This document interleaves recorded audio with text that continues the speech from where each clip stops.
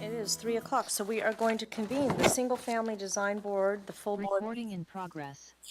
for August 14th, 2023, and we will start by taking roll call.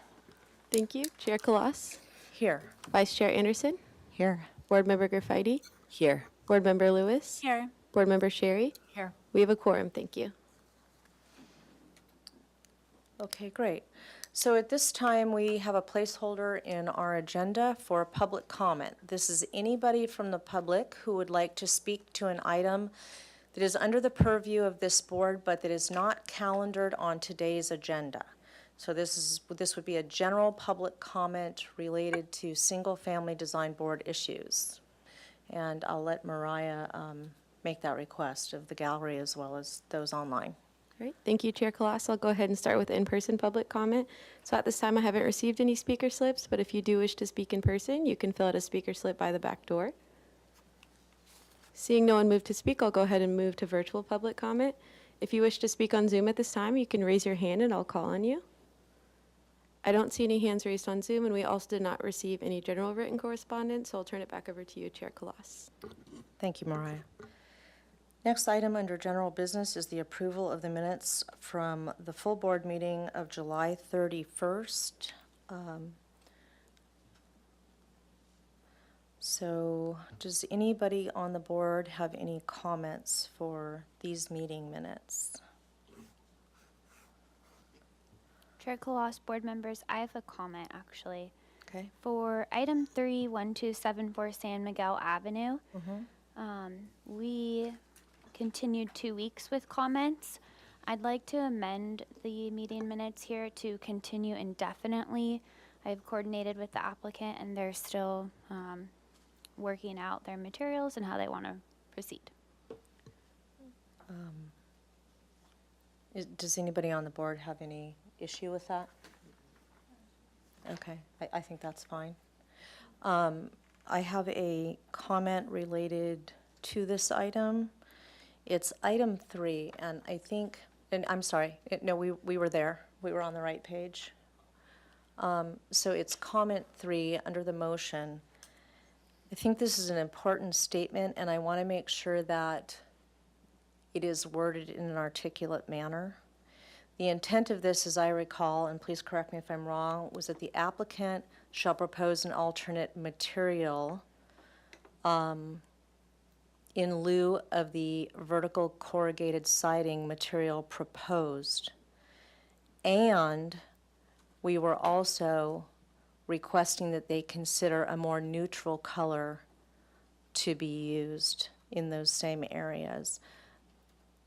I know this is sort of picking the proverbial, but I'm concerned here that the way this is worded could suggest that we are asking the applicant to return with a neutral color of the same material, and that was not the intent of this comment. So I want to make sure it's amended and articulated to reflect the intent of that comment. The other thing I would remove is the word existing. It's not existing corrugated siding. That's true. And That's for a the good neutral observation. color, something consistent with the neighborhood is what we discussed. So if we could make those changes. And then on item 1 in these same meeting minutes,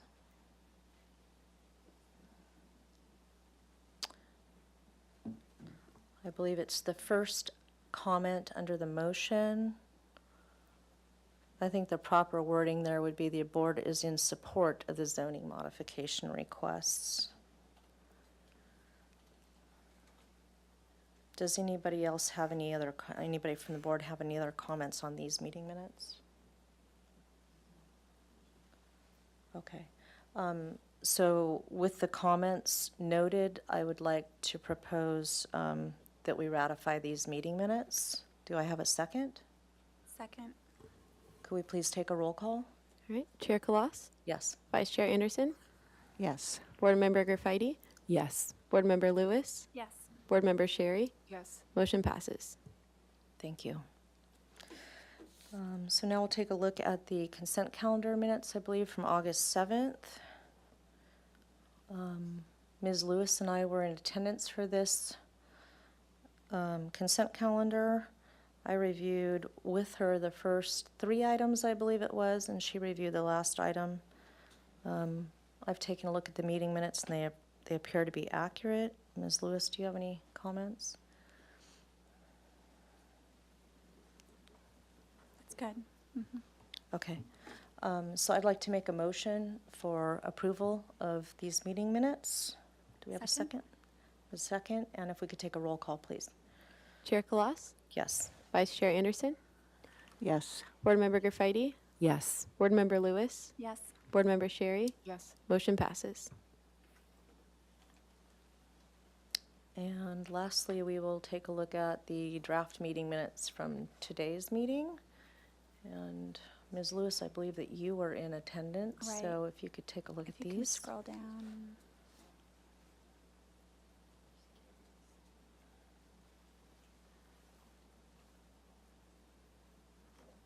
Okay.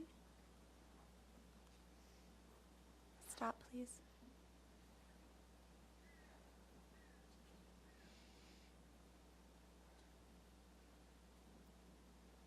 Okay, keep going.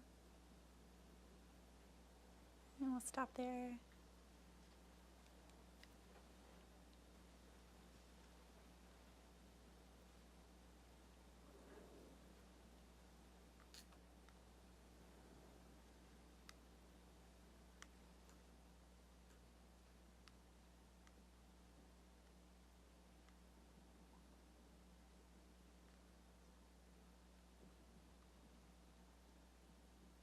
Okay, keep going.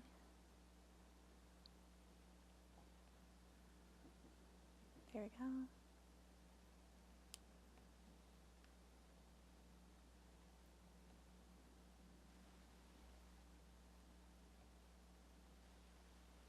Okay, that's good. Okay. Okay. Would you like to make a motion? I move to approve the minutes from the consent hearing on August 14th. I'll second that. If we could have a roll call, please. Chair Kalas, Yes? Vice Chair Anderson, Yes. Board Member Graffitti, Yes. Board Member Lewis, Yes. Board Member Sherry. Yes. Motion passes. Great. So clipping right along here, we will move on to item D, announcements, requests by applicants for continuances and withdrawals, future agenda items, and appeals. Does staff have anything for us? No announcements, thank you. Okay, anything from the board? Any recusals or other items? No? Okay. Okay, and I don't think there's any other subcommittee reports. Just, I guess, under item D, I'll just mention that there's, the Pearl Chase Society is having an interesting event. I believe it's on September 8th, in case anybody's interested. It is part of their lecture series, and it is for, it's kind of a review of the history of the life and work of David Gebhardt, after whom this room is named. So just in the event that anybody in the public is interested in that, you can contact the Pearl Chase Society. Okay, so we will move on to the calendared items, starting with item 1, which is 1830 Overlook Lane. This is a proposal to replace an existing roof of a residence, burnt sienna red composition shingles, I believe that's the existing, with new terracotta colored Spanish Brava lightweight tile. The new composition shingles are proposed to be placed under solar panels under BLD 2023-00193 to match the existing. The project design approval and final approval is requested. Neighborhood preservation findings in Hillside Design District and slope lot findings are required. The project was last reviewed at consent on June 12th, 2023. So just as a background, there was a little whoop-de-doo in terms of a determination made, and we wanted to continue this rather than have a final determination. And so you are back before us today in front of the full board. And if you would please present your project and your materials, that would be great.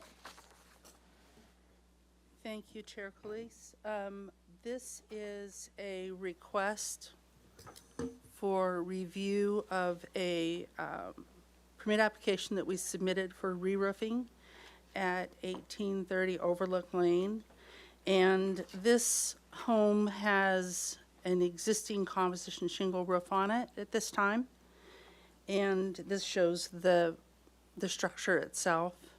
Oh, I'd like to introduce, we brought along the Brava Tile representative, so in case you have technical questions about the product, since it's relatively new to the area. The aerial images show what the project looks like from the air and in the surrounding area. When we met before, you had asked for me to bring photographs of what this product looks like on an actual residence. And so this is, we gathered a couple of properties in Southern California where this has been installed. And this is in Burbank. And it shows what the trim detail is, which is one of the things that you're interested in seeing. The rake tiles are all fairly standard for a clay tile or a cement tile or any tile that's replicating a Spanish look. The hip end, the trim piece at the end of the hip, can be the rounded border, Correct. Yep. or it can be replaced with a more traditional pan tile or cap tile. And these are all the same color that we're proposing. So this is what the actual product would look like and the actual color. This is another property that has the same tile on it. This is a close-up of the tile itself, and we did bring a sample in case you wanted to see what it looked like up close. One of the nice things about this product is that it doesn't weather because it has a natural mineral product in it, and so it doesn't dull down or fade down like some other synthetics might over time. This is a photograph of the Brava Spanish tile. And this is a photograph of the Burrell concrete tile, and we've installed many of these tiles in Santa Barbara. These are all over the place, and they get approved on a pretty regular basis. And you can see that it's essentially exactly the same look. The trim tiles are the same, the field tiles are the same, the color is the same. The home itself, the owners started a remodel in 2013 that was approved. Plans were submitted and approved. And this is the view of the home from the street. And you can see that it has a very hearty Spanish style to it. And the roof, you almost can't even tell if it has composition shingles on it with the exception of the trim. This is the front of the home with the Spanish stairs that were installed, because it was always the owner's desire to have the home be a Spanish home. This is a close-up of the stairs, the front stairway, the front door, the Juliet balcony. All of this has been approved. Mission bench, thought I'd throw that in.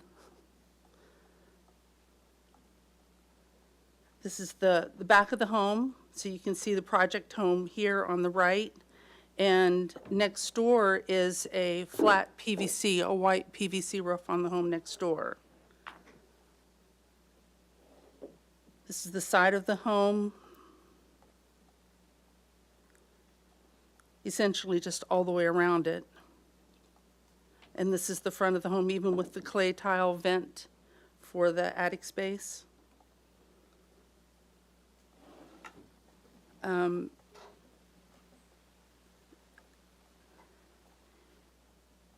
When we spoke before, Chair Calise had mentioned that she wanted it to stay with composition shingles because of the neighborhood. This is the house that's almost directly across the street from the project home. It's on the corner, and that has clay tile. This is the project home, And you can see, if you're looking across the street, you can see the tile roof there. Up the street is another, this is an actual clay tile roof, but again, it's Spanish and not composition shingles. This is the flat roof next door, immediately to the east, I believe. There's a metal roof that's behind it, and another tile roof that's on the hill above it. All of these photographs were taken from the project roof.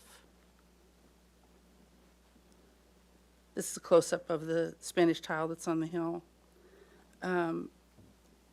This is the view to the northeast from the roof in the back, which is mostly composition shingles, but again, red. This is an aerial map of all of the addresses that have the Barral clay tile, or Barral cement tile, I apologize. The Barral cement tile, which is this look. And again, it's the same look as the tile that we're proposing. The only difference is that this is a heavier weight tile and we can't install this tile because of the weight. You can see a close-up of the trim. The trim is identical to what the Brava tile looks like.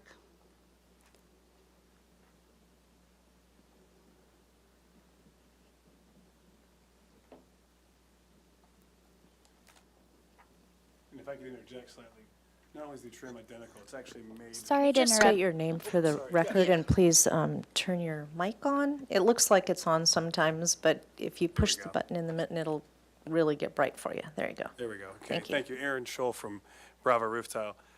The trim pieces and all the accessory pieces that are made with our Brava tile are made from the same base material, so the colorants and all the fire resistance, which is the Class A material as well, stay true with all of the accessory pieces. So they're designed to not only contour and fit, but match precisely with the field tile themselves, the actual main part.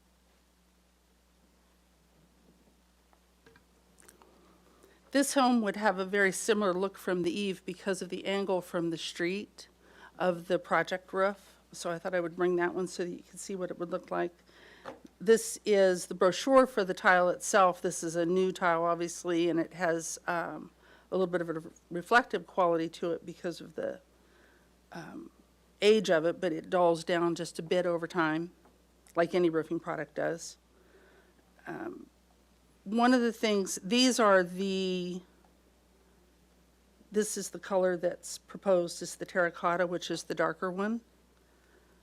One of the things that I wanted to go to is at the end. I'm going to skip down. These are the installation specifications in case you wanted to see those.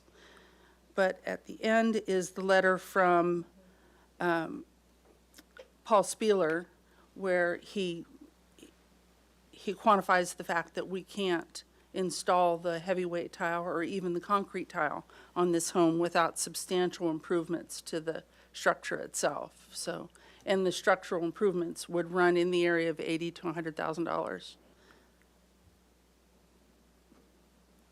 And this particular material is less in weight per square than the composition shingle itself.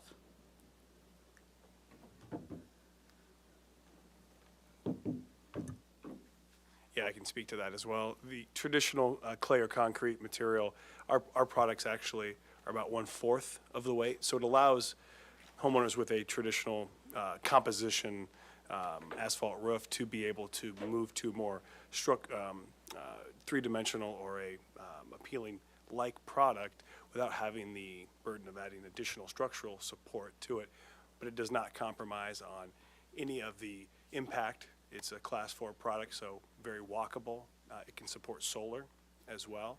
And not to mention, the actual content that it's made from is recycled products. It's post-industrial recycled material. 95% of it is made from recycled content to a degree.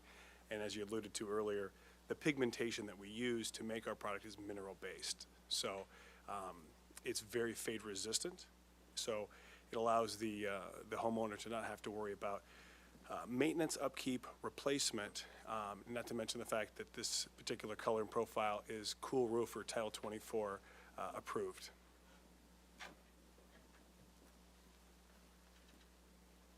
So this material would be titled, sorry, This material would be Title 24 compliant, and it is also Class A.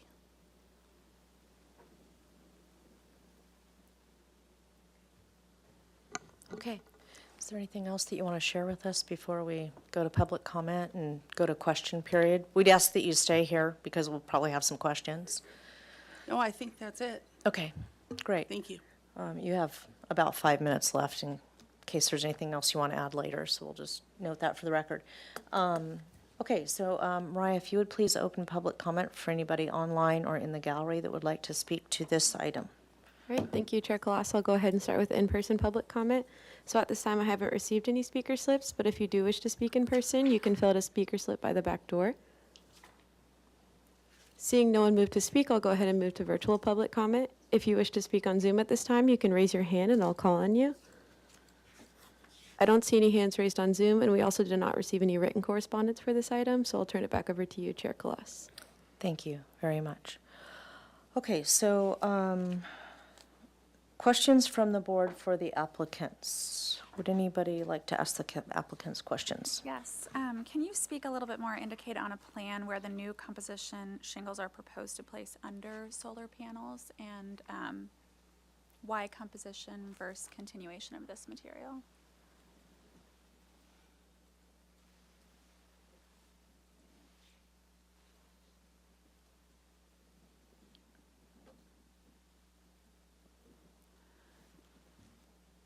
There we go. The composition shingles will be installed, I believe, on this section. No, on this section. Let me double check. Hang on just a moment. Right, it is on the west side. On the west side.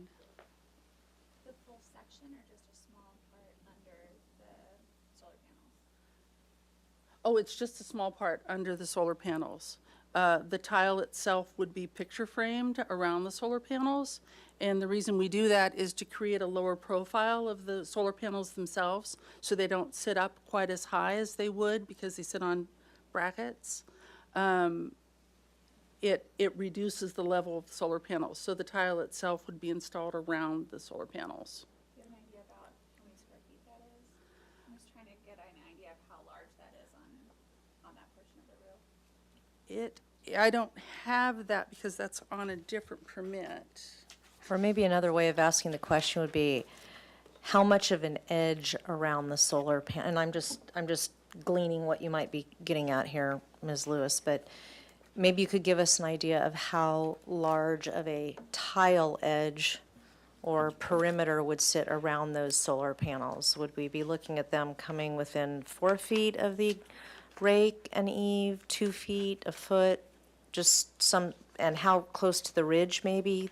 I guess these are kind of, and I know we don't have any purview over the solar panels themselves, but we're just trying to understand what the project in front of us consists of. Well, this project doesn't consist of the solar panel installation because that's on a different permit. Correct, but if we're going to approve a section of it in a different material, I think we need to identify what that is. Sure. I was unprepared for that. I apologize for that. Yeah, just a moment. I had it in the original submittal. I had the roof plans in the original one. Is that on the other tab? It might, yeah, it might be on the Is that the tab other to the tab on the left. top? Yeah, you might. I think it's just the agenda. Oh, Yeah.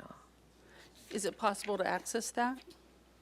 Yeah, I'm trying to look around for it right now to bring it up for you. I think it might have been even in your initial hearing at consent. So let me find those and. It see if I was- can it bring them- was, Okay, yes. perfect. Thank We you. can move on to other So- board members' Okay. questions Yeah, while they're so- finding that. Yeah, I was going to suggest that if, while Mr. Herrick's looking for that. Do you have any other questions, Ms. Lewis? Just if you could go back on the slide to show what the traditional eave looks like compared to this product again. So maybe the residence at 36 APS, I Right. think it is, right there on the corner of APS and Overlook? Mm-hmm.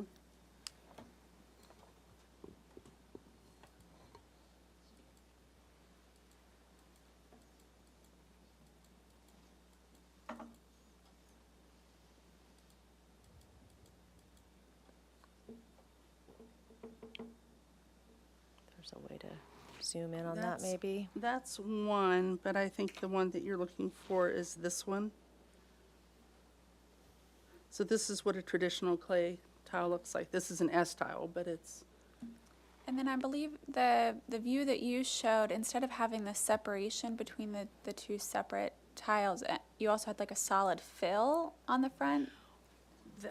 Is that right? Like a bird a stop? bird stop, right? That's a Okay. trim. That's a bird stop to keep birds from coming up underneath and nesting. This particular product just doesn't have that installed, or it has it installed set back further.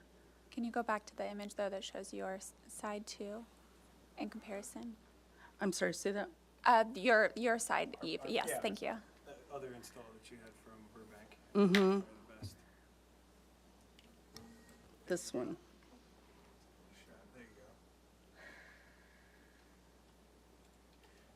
So our Eve starter is what we refer to it. Mm-hmm. It contours perfectly to the front end. It's recessed maybe a slight inch, adds a little shadow line. That's probably the best angle there. Right. With just the ever so slight gap between to allow for moisture reduction. So it's one Eve starter per tile that contours, moves along the front just as such. But it can be set Back back further. to Okay. create more of a distance behind it. A shadow line. Mm-hmm, yes.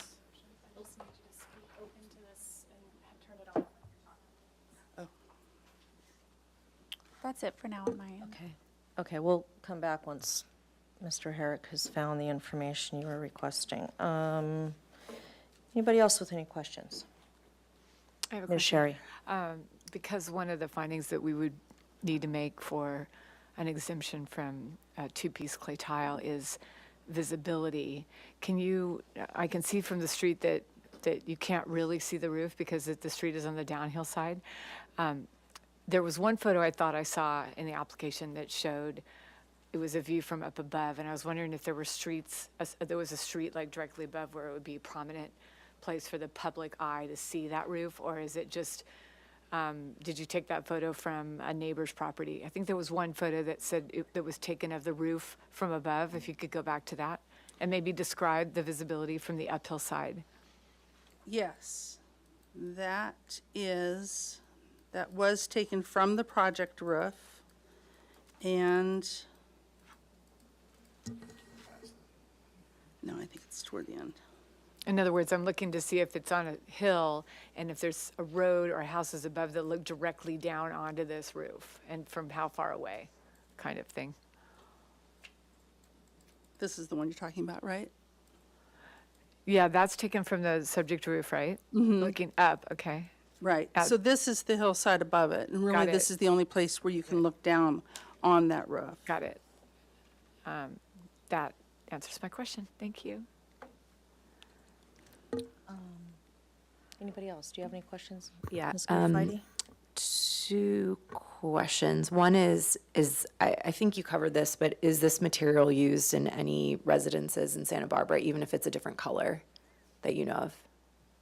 No, this particular product is not. Okay. And that's why we don't have photographs. Yep, that's what I figured. No, it's a relatively new product in this area, but it's been around for 20 years. Okay. And then for the home remodel that was approved, was there a roof element approved as part of that, or was it just the home itself? The original home remodel, there was not. It had an asphalt shingle roof on it at the time, and it didn't need to be replaced at that time, and so they were working through the life of the product. Okay, and that's what's currently there today? Yes. Got it. Okay, thank you. That's all my questions. And if I can interrupt, and if I can have the screen switched. These are the building permit submittal plans for the PV permit, and it shows the location of the solar array there. And so I guess I can have the applicant speak more to this about the roofing underneath that and the finishes, but these are the permitted solar plans. So that shows solar panels, and the tile actually would come right up within inches of the solar panels themselves. How tall are the solar panels, or how, like from top of plywood sheathing to the top of the panel, measured at a perpendicular angle, what do you think that distance would be? Or is there a detail of that maybe?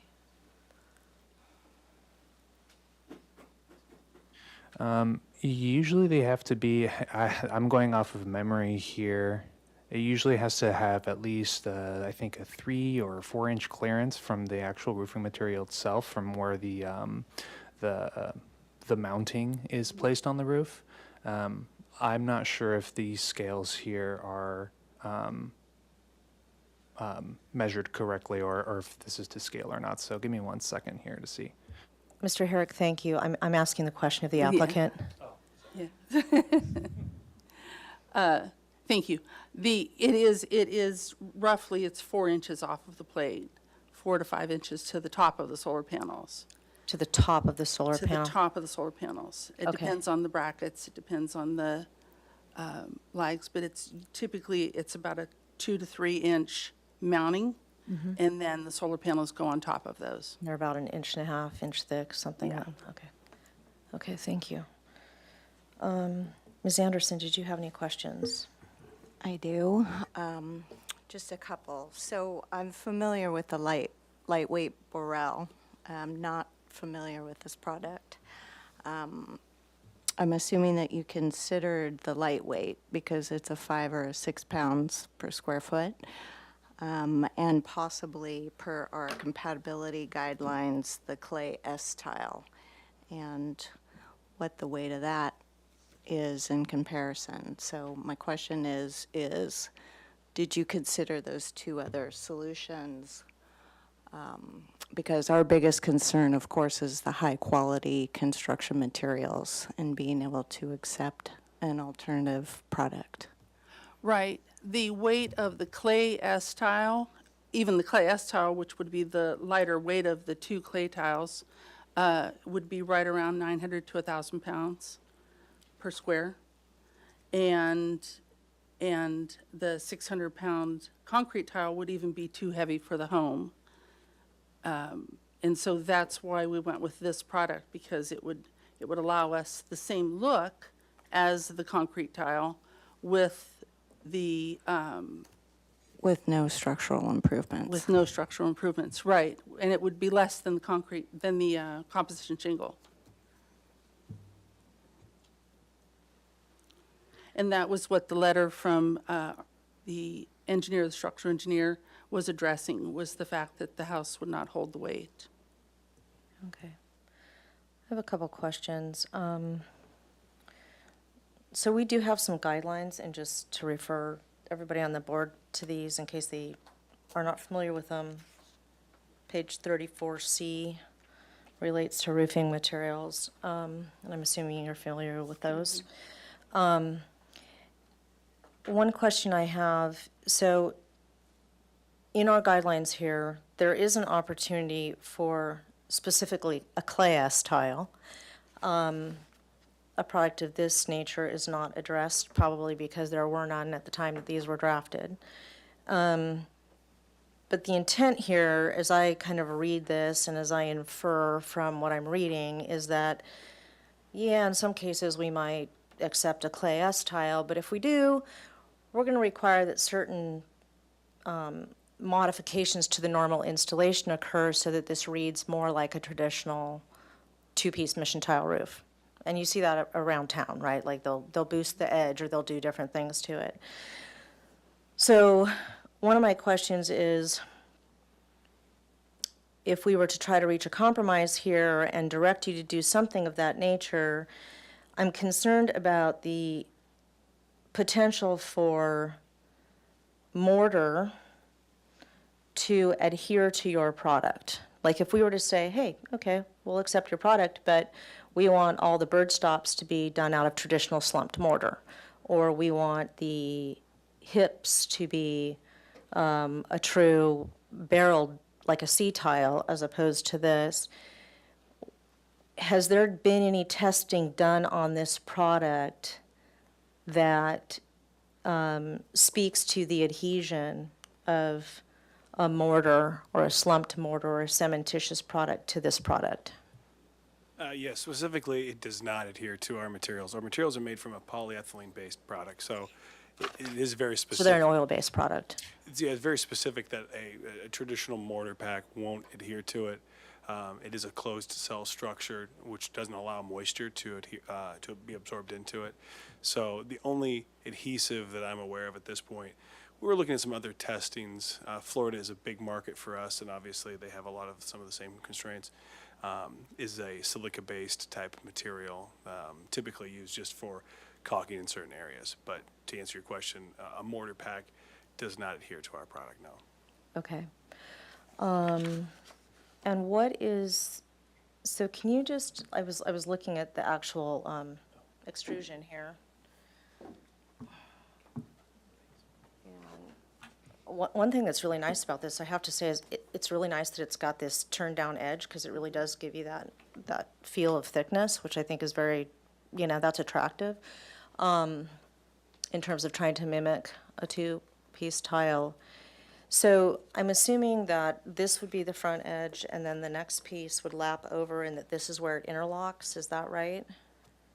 So the top portion there is where the fastening, and so it is secured. Each tile has two direct fastener points, Okay. Which also helps for its wind uplift, which is very, very tough. It actually interlocks side to side, so you can see the ribbing there on the left side. The counterpart on the other side is where that would They intersect. almost like snap together. Yes, it's a loose fit, but yes, essentially they groove together.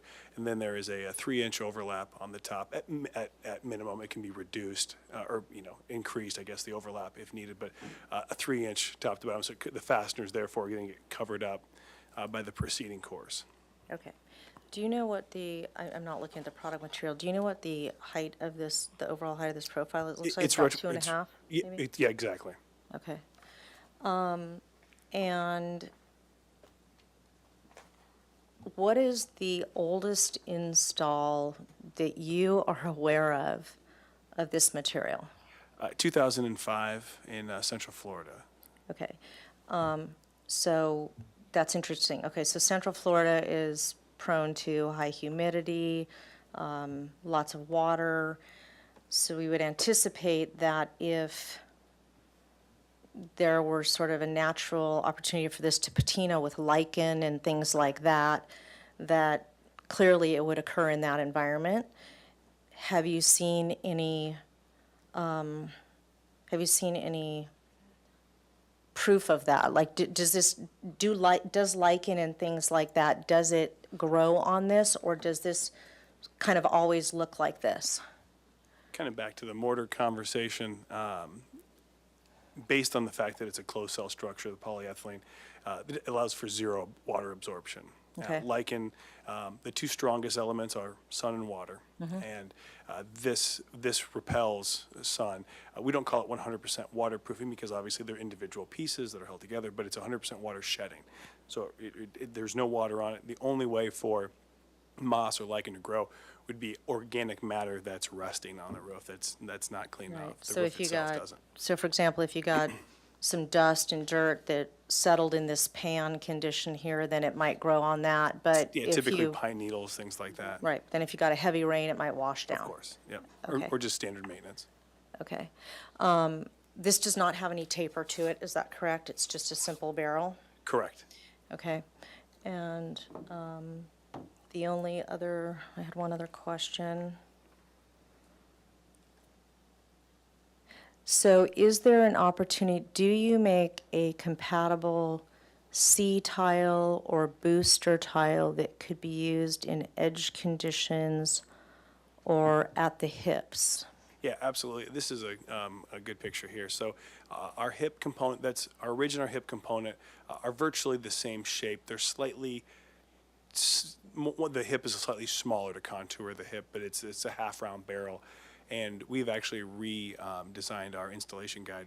Our traditional rake piece is more of a 90-degree, what you would typically see with a concrete roof.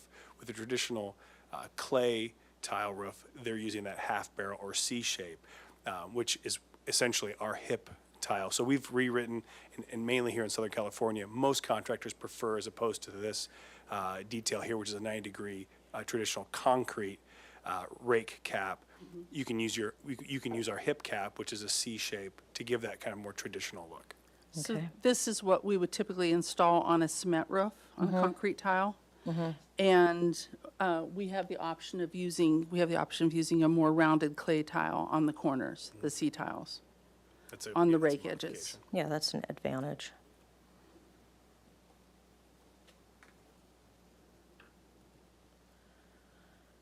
Okay, I think those were all the questions that I had. Were there any other questions that any of the other board members had in follow-up to? Okay. So we will close the question and answering period, and we will table this for discussion. Does anybody have any thoughts?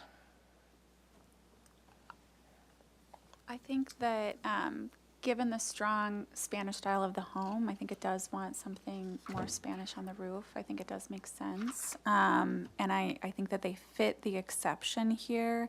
And, it's very clear that on new construction that we need clay mission tile, but this being an existing building and with limited structure, I think that this is a viable option. I would like to see the sea clay tile on the hips and some sort of adjustment there at the eave. That's where I'm leaning. Okay, so want to be clear here. So according to our guidelines 34C, clay S tile may be used under certain circumstances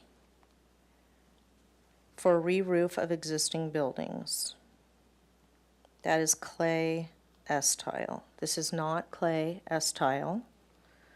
So we're in a little bit of a gray area here. But if we were to treat this like a clay S tile, it needs to be compatible with the building's architecture, which we can talk about, or you've addressed that a little bit, Ms. Lewis. There needs to be documentation that the building cannot structurally support the weight of two-piece clay barrel tile. We have that. It's a cost item. Correct. But we specifically have to have that documentation, which we have, is just what I'm saying. The proposed installation needs to be consistent with the intent of the single-family design board guidelines. And the applicant has to follow installation details as conditions of approval determined by our board to make the roof more authentic in appearance and installation details. And the guidelines specifically suggest a double starter row of two-piece barrel tile at the eave ends, which is, I think, what you're beginning to speak to, Ms. Lewis. And they're asking that the roof has 15 to 20% of the feud tiles laid with mortared, randomly placed boosters or kickers, and that natural cement mortared hips and ridges be present. So part of my concern here is that, number one, our guidelines do not address a for lack of a better, a polymer-based tile. And further, that it doesn't appear that the product allows us to condition the project such that it meets these modifications that are recommended in the guidelines. I don't know if anybody else has thoughts about that. I do. Okay. The guidelines were written before this product came out. And, Right. And we've seen the alternative product that was the reason that this got written in, that clay tile S could be used as a substitute, because we've seen the alternative, and it's not very attractive. It has a very thin profile. And like you pointed out, this one has a thicker drop edge that makes it look more like an S tile. So that, in my opinion, from 10, 20 feet back, you might not even notice that this wasn't clay S tile because of that increased profile.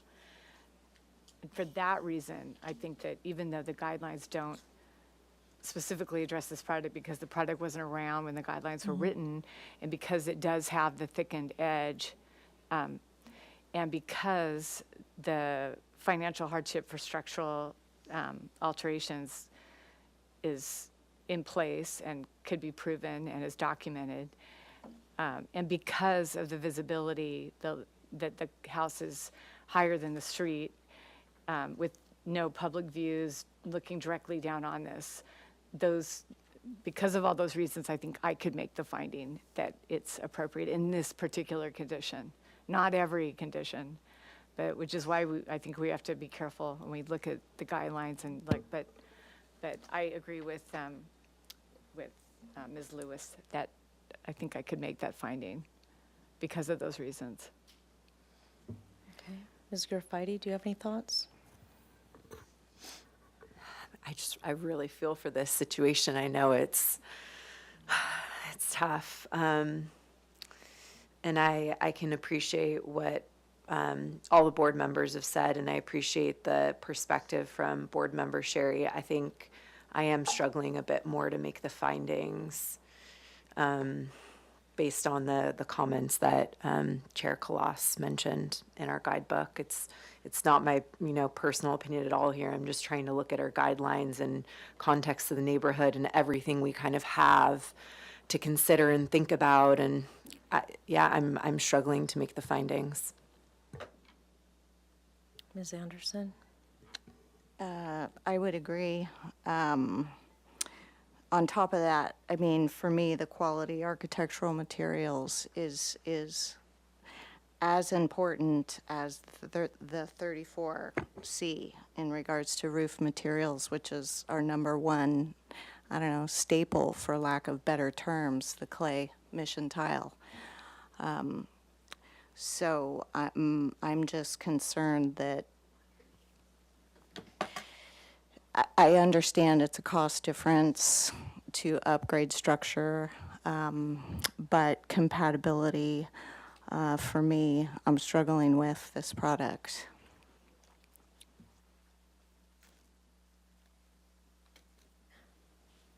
So I was really just trying to memorialize what our guidelines were here as opposed to editorialize, but now I'll editorialize because it's my turn.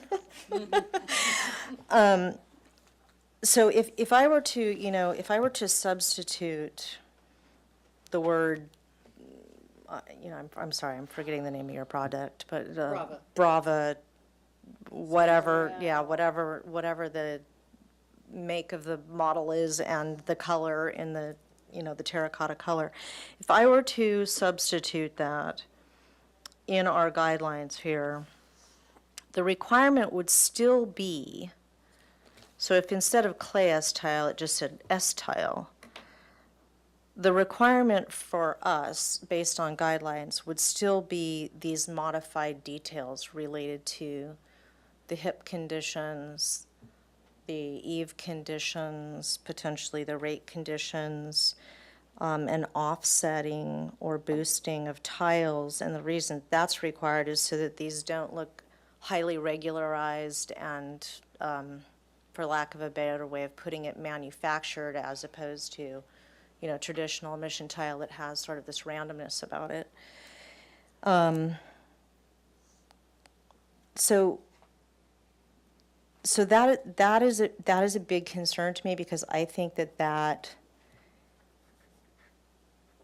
it helps to offset sort of the manufactured nature of these when we do those things to it.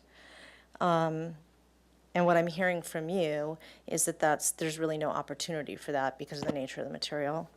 And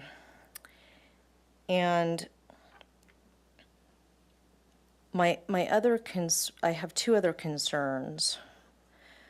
One is, and Ms. Anderson began touching on it, was this quality issue. So,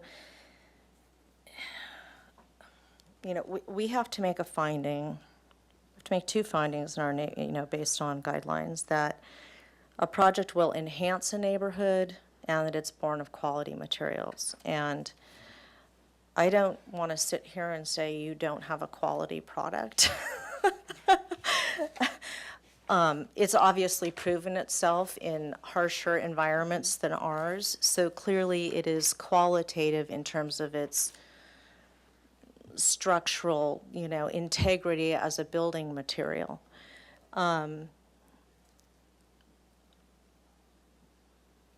In my mind, quality has to do also with sort of an organic quality. So many of the materials in town that we see tend to be materials like plaster that patinas over time. There's a relationship between nature and these materials that allows the home or the edifice to sort of take on a life of its own over time.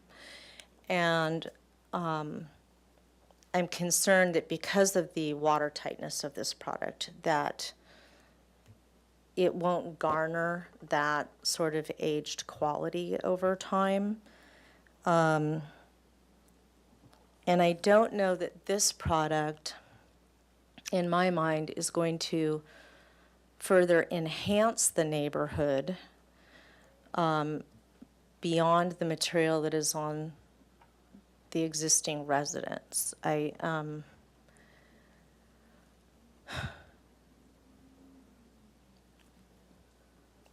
I don't know how else to say that. If it were a two-piece mission tile roof, I think I could easily make that finding, but I don't know that I can do that in this case. Chair Claus. So those are my comments. You mentioned something at the beginning of your comments about this project not being able to do that. And I thought I heard, maybe I misunderstood, I thought I heard the applicant say that instead of the drop edge at the edge of the rake, it could be more of a C piece, and the hip can be a C, and the ridge can be a C. Is the only, so this is back to questions really quickly, if you don't mind. I have one question. There's no way to get a double starter layer at the edge of the eave. There's no way to incorporate that. Is that what you're saying? Because that would be the only. So are you saying to use essentially A booster tile. A booster tile at the edge of the roof, like see where the arrow's pointing, that front tile? One of the findings is, does the alternative material allow for a double starter board and a C channel at the ridge and at the rake? Those are some of the findings. So are you saying that there's no way to incorporate the double starter board? I think would clarify to what extent you can. I think that's part of my concern. The other concern is that we don't have a slumped bird stop. Yeah. But so is the answer to that question, you cannot do a double piece at the edge so that when you look up at the eave, the first piece of tile is a double layer? You cannot do that? Are you familiar with the detail that we're talking about? Yeah, essentially double stacking. At the eave? Yeah. A Because C that's style to- really to in this allow for house some- what you're going to see the most.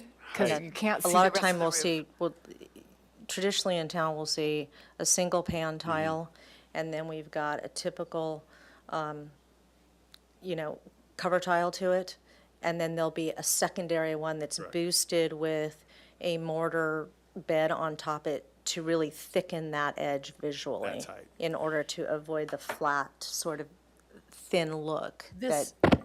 This That's- this product is on homes in Santa Barbara, though. But so my question is, this product was approved on other properties in Santa Barbara, and does not have the booster tiles and does not have the eave tiles and has the eave metal, the bird stop metal that goes underneath of it. They're long strips of metal that are underneath.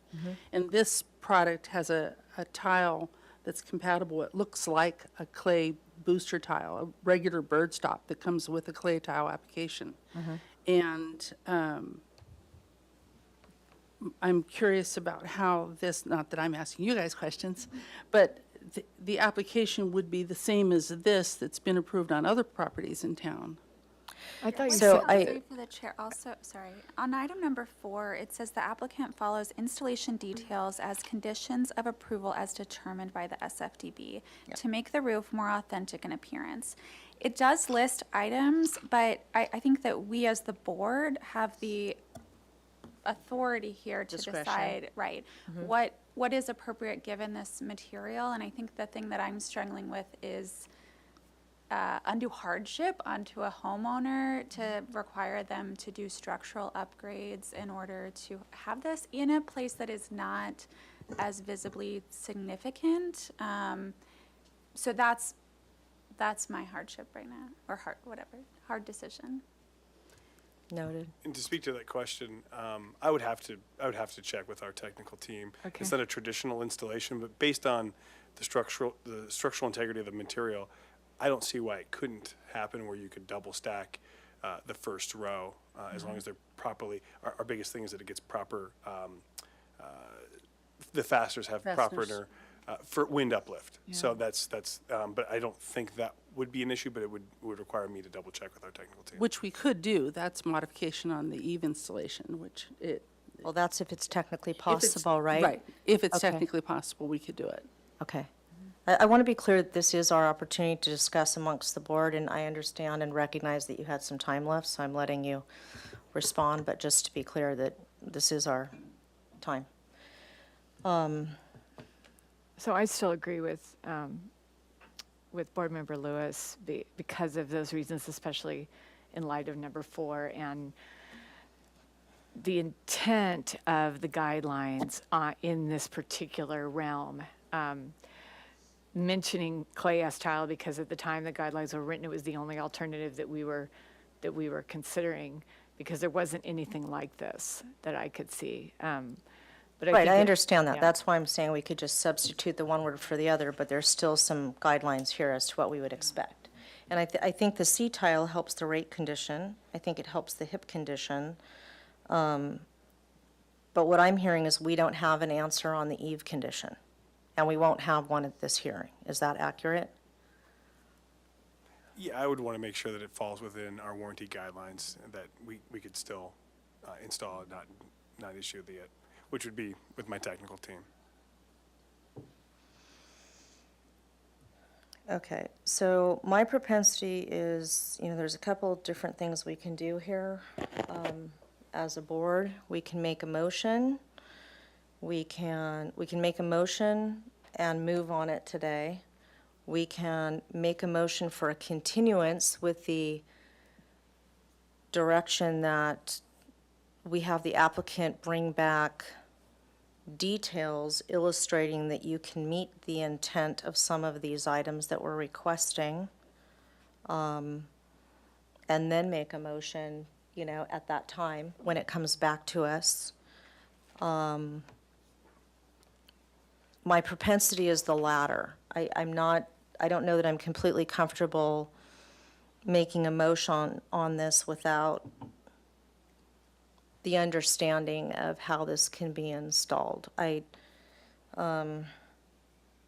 think the hardship thing is notable, and this may be offensive to the homeowner, who I think is in the audience, but I'll just say it.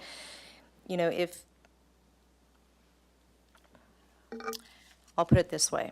When I bought my home, I knew what I wanted to do with it when I looked at it. I'm an architect. I'm not, a typical homeowner. But when I did, I made the decision to buy the home or not based on what the opportunity was on the structure of the home or what I anticipated I was going to have to spend on it. In your presentation, you stated the homeowner bought this home. The intent was always to turn it into a mission-style home. So it's surprising to me that they would not have had this structurally analyzed as part of their purchase, because then they would have understood that this was a financial burden for them to put a mission tile roof on it. It's part of burden of purchase. So I understand the hardship, the structural hardship, and it's been articulated, and we have that, and I appreciate that. But there's also nothing that says that this has to be re-roofed with a mission-style roof, whatever the material is. And I think I stated that in the prior meeting. It can be re-roofed with basically what it has on it, and I still think the home is attractive, and it has, a lot of wonderful Mediterranean detailing, and there's plenty of homes around that have that. So I'm a little bit torn on the hardship matter given what was presented today as being a long-term intent on the owner's part here, it seems like that, they would have understood that from the beginning. So, Chair Collas, yes, I would be willing to make a motion and see how it goes, just to move things along. Okay. And it's, Go if ahead. it fails, it fails. yep. Either that or a straw vote. But I think I'd like to make a motion if I can for Feel free. approval of the alternative Brava roof material with the condition that the hip, the ridge, the rake, and the eave can be determined to be C-sections, or the eave, sorry, so the eave could be a double starter, and that the hip, ridge, and rake could be C-sections. What about the bird stops? And I heard from the applicant that they can't do a mortared bird stop, so that is less important to me than the actual detailing, because sometimes the bird stops are in shadow anyway, you can't even really see them, so that's one detail I'm okay with. But, and the reason that I'm making the motion is because it is, I feel that it's an alternative modified solution to our standard two-piece clay tile requirement because of the financial hardship and because of the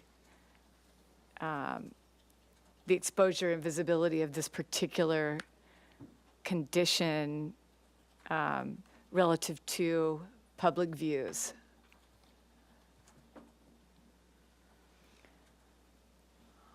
Can I make a slight modification Yeah. to just recess? You'll need to second it before you oh, yeah. ask for a Second. modification. Second, to recess the bird stops. Yes, okay, recess As long the as bird that stop. language is in there. If this motion moves forward, we'll just need to go through the findings, just as Okay. a note. Okay, we have a motion on the table and a second with the modification. Could we please have the motion read back before we Yes. vote? So point one was the condition that the eave can be a double starter and that the hip, ridge, and rake be C-sections. I'm going to modify to put recess the bird stops in that same point.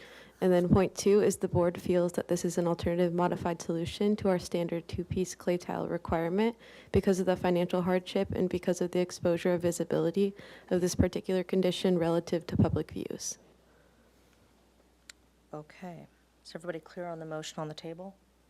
Okay, could we please take a vote? All right, Chair Kalas, No. Vice Chair Anderson, No. Board Member Graffitti, No. Board Member Lewis, Yes. Board Member Sherry, Yes, motion fails. Okay, motion fails. Do we want to try to make another motion? The only other motion that I can think of making at this point would be to continue you back to the full board requesting details that would more closely adhere to the guideline items in number 4. For me, it would be specifically with mortared bird stops and some randomly placed boosted tiles. And I don't know if you can achieve that, honestly. So I'm trying to find a way to get you there, but I don't know that we can get there. I'm Yeah, it would definitely take probably a convene with my production team and our research and development team to see. I know that there's some things that they're working on, but not to my knowledge to the date, so. Okay.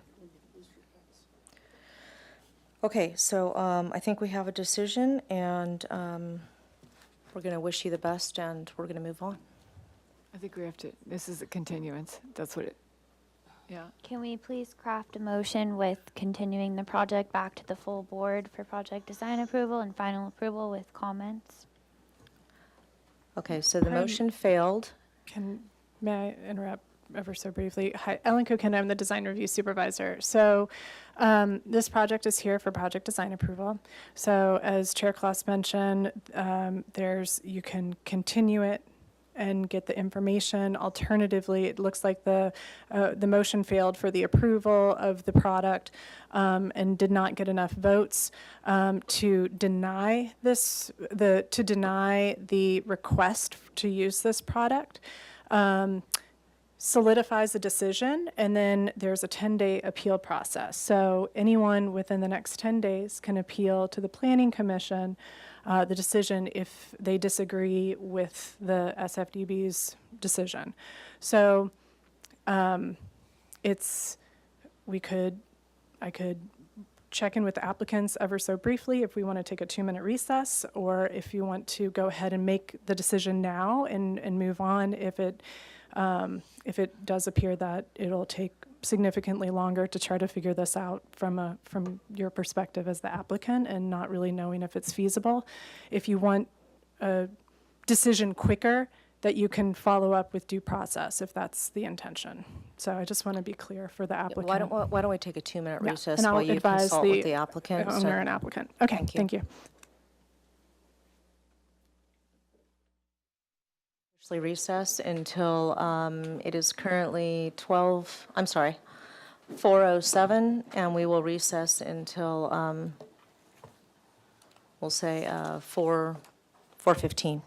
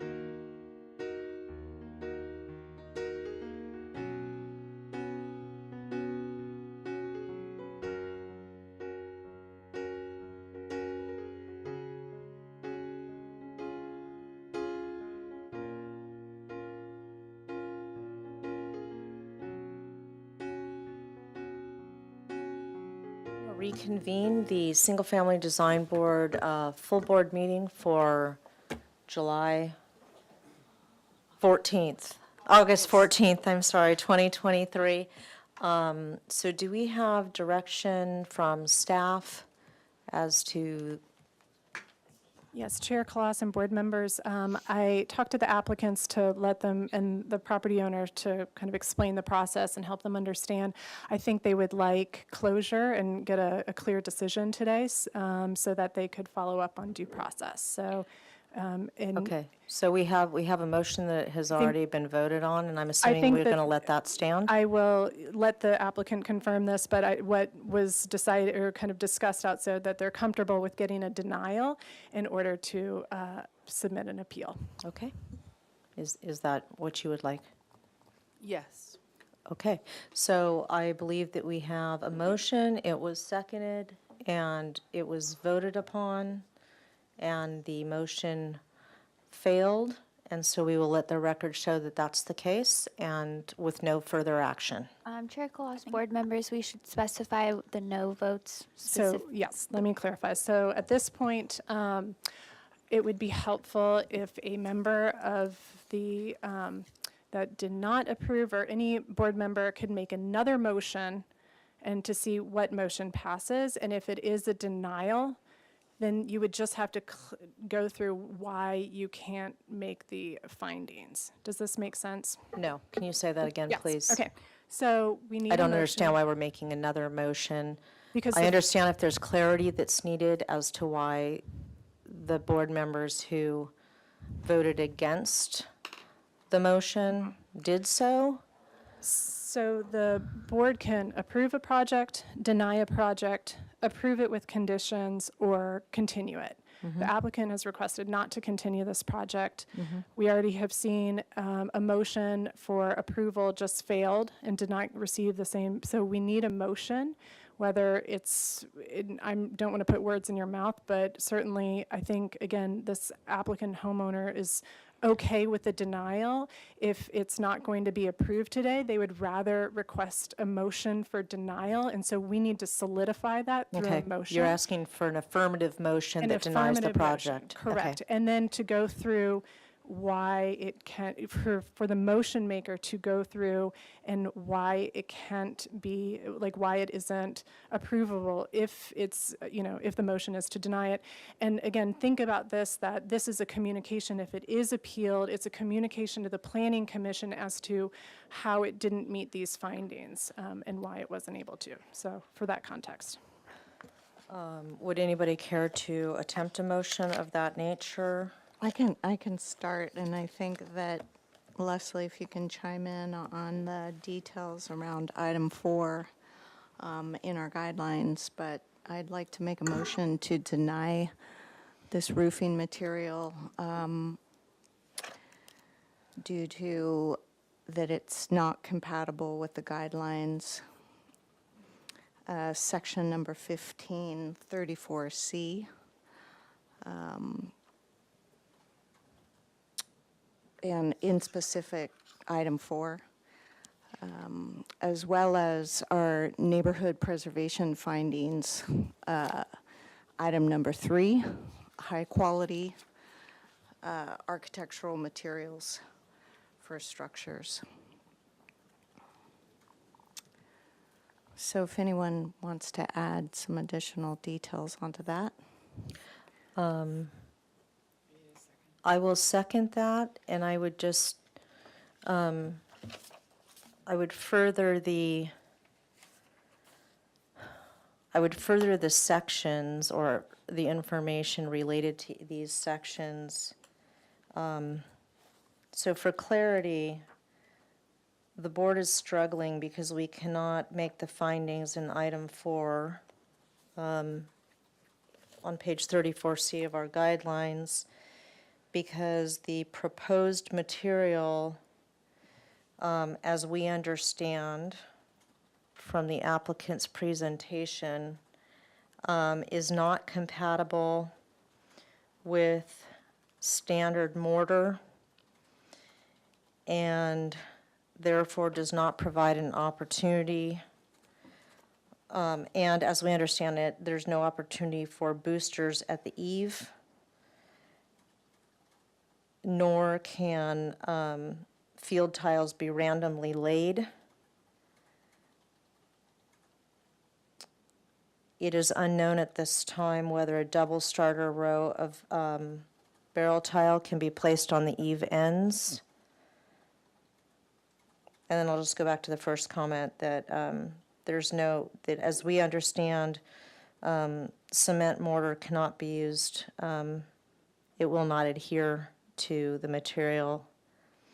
And in terms of neighborhood preservation findings and quality, part of our concern is that the material will not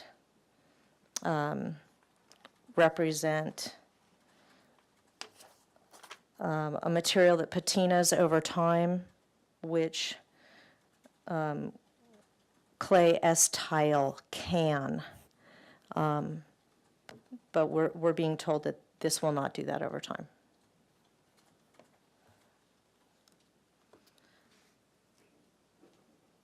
Are there any other amendments? May I just ask if the motion maker agrees with those modifications? Yes, I do. Okay, and so we will have a vote, please. Chair Kalas, Yes. Vice Chair Anderson, Yes. Board Member Garfitti, Yes. Board Member Lewis, No. Board Member Sherry. No. Motion passes. So Okay. for the board members who voted no, if they could state their reasoning, please, for the record. My reasoning is. No, this is not No, ours. for- This is the people who are No. thinking My it should have gotten reasoning a pass. is that the architecture of the building already has a Spanish character that would be amplified by a similar mission tile substitute, and that the building structure cannot support the weight of clay or concrete S-tiles. And there are options to adjust the hip and eaves to mimic historic mission tile, and that this location is not of significant visual impact on the public. And so it warrants a special exception. Can I ask you to explain your comment about the eaves, Ms. Lewis? Because it's Oh, yes, counter, please. it's counter to my understanding of what we've heard today. Not the rakes or hips, but the eaves. They can at least, well, I believe it's not fully known. How about if we change the language? On the eave, that's not fully known, if they, but they can at least stack back the bird screen. Okay, they can step back the bird screen. Okay, that makes sense. And Ms. Sherry? Do I need to repeat the same items, the exact same items? If Because you I agree. You can just say, I agree with those. Just say that the two denials agree for these reasons. These board members Board Member voted Lewis and Sherry. no because of these following reasons, and that they're the reasons that Board Member Lewis stated. Yeah, we can you. accommodate that. And if we could just put the appeal language on the screen, and this is for the applicant. So there's a 10-day appeal period for this project. We're waiting for the slide to come up. And actually, staff can follow up with the applicant and homeowner about the information, and So there's a 10-day yeah. appeal period, and you can follow up with staff in terms of that process to file an appeal if you would care to. Appeals go to Planning Commission at this point. Thank you so much. Don't forget your, sample. Okay, thank you. Okay, last true agenda item today, as opposed to our training, is 120 San Rafael Avenue for the patient applicants in the corner. This is a Proposal to demolish the existing residence and garage and construct a new two-story, 2,410 square foot single-unit residence in the coastal zone non-appeal jurisdiction. The project includes a two-car, 320 square foot carport, 888 square feet of patio, and a 308 square foot second-story deck. The proposed total of 2,730 square feet of development on a 6,375 square foot lot is 98% of the maximum required. This is a required floor to lot area ratio. And I think I stated for the record, but just in case I forgot, this is at 120 San Rafael Avenue. No final appealable action will take place today because this is here for concept review. Neighborhood preservation findings will be required at the time that project design approval is requested. If the applicants would please introduce themselves for the record and present your project for us. Sure, I have this on, okay. I'm Dave Mendrow, my firm's NMA Architects, and I'm here on behalf of my clients, Steve and Cindy Scales, to present this project for the new Mesa home for conceptual review. Steve and Cindy are with us here today, and I also have Alex Larson from our office and Leah Clementi from our office. Thank you. If we go ahead and start on the title sheet. As you noted, our project's located on San Rafael Avenue. It's 2 blocks up from Shoreline. We're proposing a new 2-story residence to replace the existing single-family residence that's there, and our FAR is proposed at 98%. Next. This is the survey showing that's a pretty typical Mesa property. It's a very small lot, relatively flat, and that's the existing home that's on the site now. Next. This is a neighborhood aerial. Shows the surrounding neighborhood context. The neighborhood's a mix of, eclectic mix of single-story and 2-story homes of different design styles and sizes. Steve and Cindy have reached out to their adjacent neighbors on either side, and the neighbor to the south has provided a letter of support that we entered into the record. Next. These are project views of the property from the street, from San Rafael. Next. These are views looking from the property out. As you can see, there's fences and already a fair amount of landscaping that screen the property from the neighbors. In our proposal, we're going to enhance that perimeter screening with new hedging to infill and improve the privacy. Next. These are just views of the house all around that we're going to remove. And you can see that the current style of the house has a Dutch gable, hip roof style house. Next. These are neighborhood context photos, again showing the eclectic nature of the neighborhood, and it also illustrates that there's very many 2-story houses already in the immediate neighborhood. So this is one sheet, and then we go to the next. And you can see the locations of the houses on the map there. If we go to the site plan.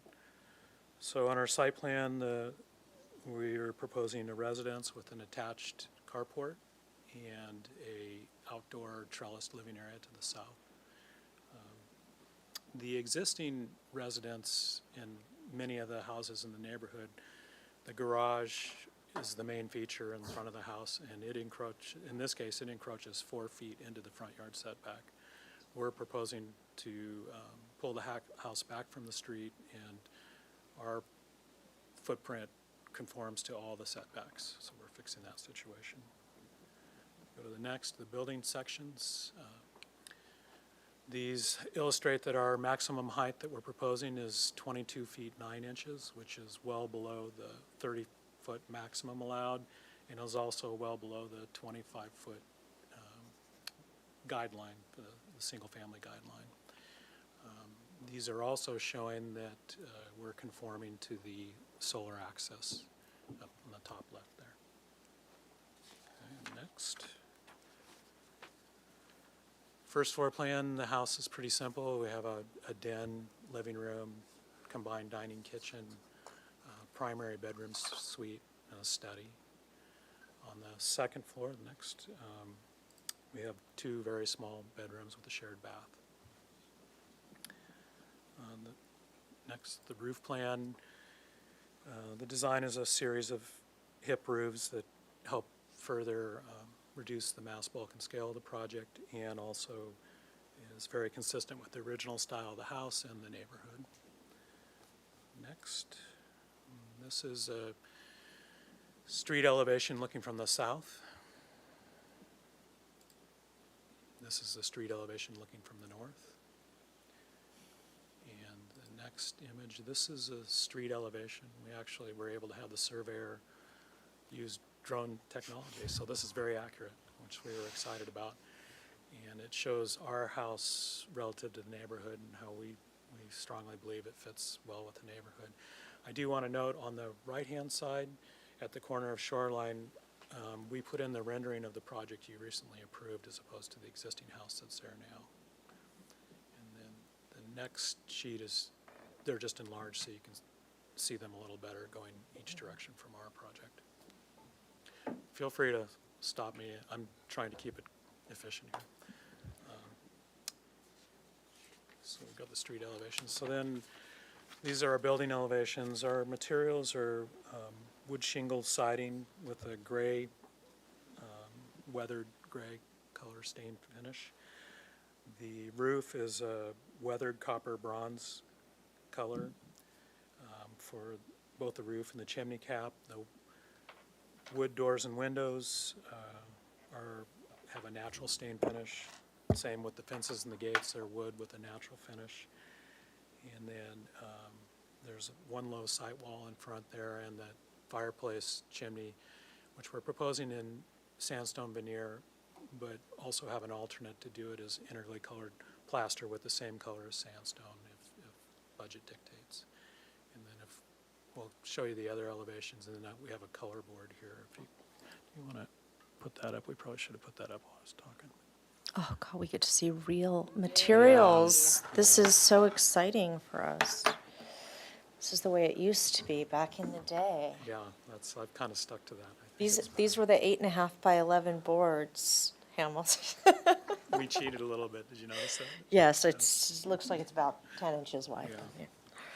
So Great. those are our materials. And then lastly, we have a preliminary civil plan because the site is pretty challenging for the stormwater, and so we've definitely got the stormwater drainage and infiltration system worked out on this. And I think that completes our presentation. Okay.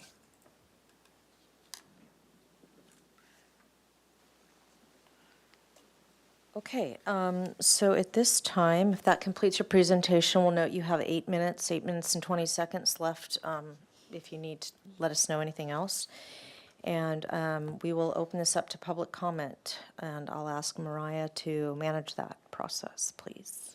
All right, thank you, Chair Kalas. I'll go ahead and start with in-person public comment. At this time, I haven't received any speaker slips, but if you do wish to speak in person, you can fill out a speaker slip by the back door. I don't see anyone moving to speak, so I'm going to go ahead and move to virtual public comment.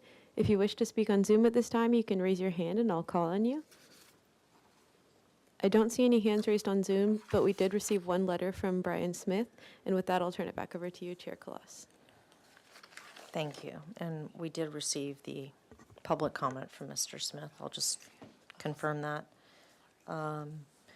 Okay, so questions from the board for Mr. Mondro and the applicant team. Does anybody have any questions? Sure. Ms. Graffiti. One question I have is, I know you mentioned and appreciate the engagement on the side neighbors. One question I had is if you considered any options beside the chain link fence on the back property line, and if you've had any engagement with that neighbor. I'll have to ask our clients if they've engaged them, but basically we're talking about doing chain link within a hedge, There's also, Alex, there's existing fence at that back property already too, right? Are we proposing chain link on that back property line? Yes. Okay. So basically, wherever we're proposing chain link, it's just for security and would be within a hedge. Okay, and is the current, I think it's a wall with something additional on it, is that to remain? We're going to put something in front of it, yeah. Got it, okay, that's We just helpful. decided it was too complicated to try to deal with it. Okay, helpful. On that same side, that same elevation, I'm forgetting if it's the, is it the west elevation? I think it's the primary bathroom. Is that a glass door that's coming? I was just trying to get an idea of that. Site plan? Yeah, if you could put that up. Yes. Okay. And then windows next to it. Let me just see. In that area. And it's basically an enclosed visual garden there. Got it. And then I guess I have a question for staff, if that's okay. I believe this is just kind of right at that 1250. I think it's 1251 for the open yard requirements. Is there any kind of guideline, typically if there's a hardscaped element or a covered trellis element? I know that was called out in the plans, but I just wanted to understand that better. Yes, Chair Kloss and board member, this project's been reviewed by zoning, and I can confirm that they do meet the open yard. And within open yard, there are provisions for certain encroachments that are allowed into open yard. So I can confirm they're compliant. Okay, great, thanks. That's all my questions. I'm assuming that's sort of the buff color there that you're illustrating the open yard there with that covered patio area. Okay, thank you. Anybody else? Questions from the board? Ms. Anderson? Sure, I have a couple. First, thank you so much for a great set of docs and the perspectives where you superimpose the residents into the streetscape. Just really helps us. Yeah, great set of docs. Thank you. So back on that backyard neighbor, assuming that we've talked to the backyard neighbor, since you are encroaching all the way up to that 6 foot, which is very tight, with neighborhood concerns there and that wall, have you talked to them and the opposite neighbors yet?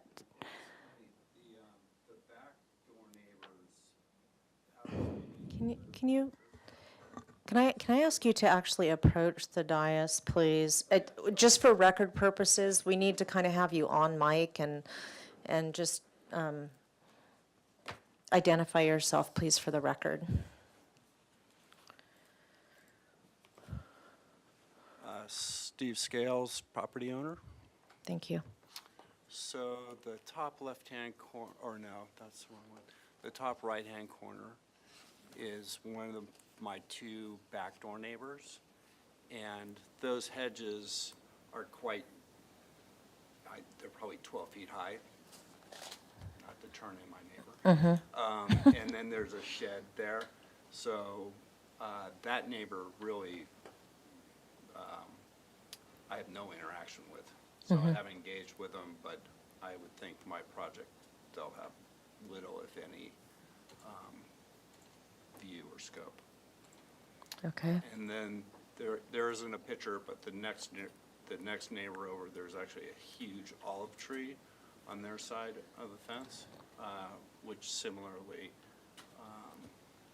is a big shield between us. Can we see the site plan? Perhaps Mr. Scales can point that out to us, please. Sure. So the first picture I showed you is basically where Alex's cursor is. Okay. And then right outside where my bathroom is going to be is that huge olive tree. Okay. Oh, Can you just okay. lean into the microphone a bit?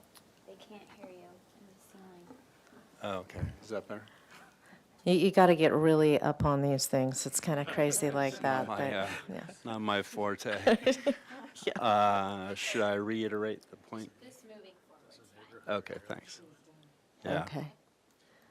Okay, so we have an olive tree that's to the, I'll call it the east, that sort of provides some screening then, as well as some hedging Yes. on that east property line. Yeah.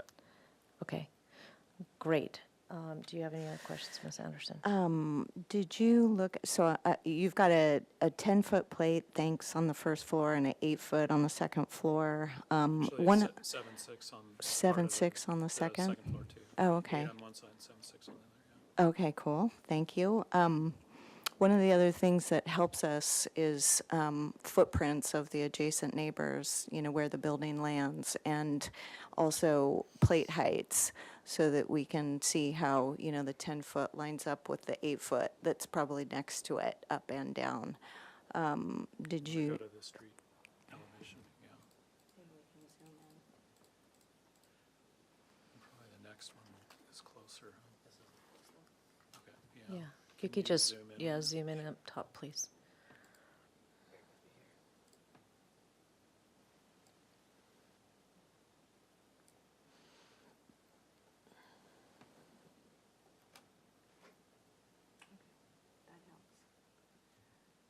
Okay, thank you. And then your 98% FAR, but no ADU is, okay, presented. And then the carport, the tandem, what is the material and what, can you just give a little more detail in regards to what you're doing with that? Sure, it's a metal structure that would be painted the same color as the roof, the weathered copper color. And then we're hoping to use a glass cover on it so that it remains light. I think one of the advantages of this scheme is that's counted towards the FAR, but actually the carport doesn't lend as much mass, bulk, and scale, and so we're trying to go with that. We need to verify that with the building department, otherwise we do a very thin metal roof on it. Thank you so much. Any other question from the board members? Okay. I have just a couple questions. I think on one of your sections, you might, I'm trying to get a sense of, see that little person that you've got standing up on that roof deck? I'm just trying to figure out, okay, so this is helpful.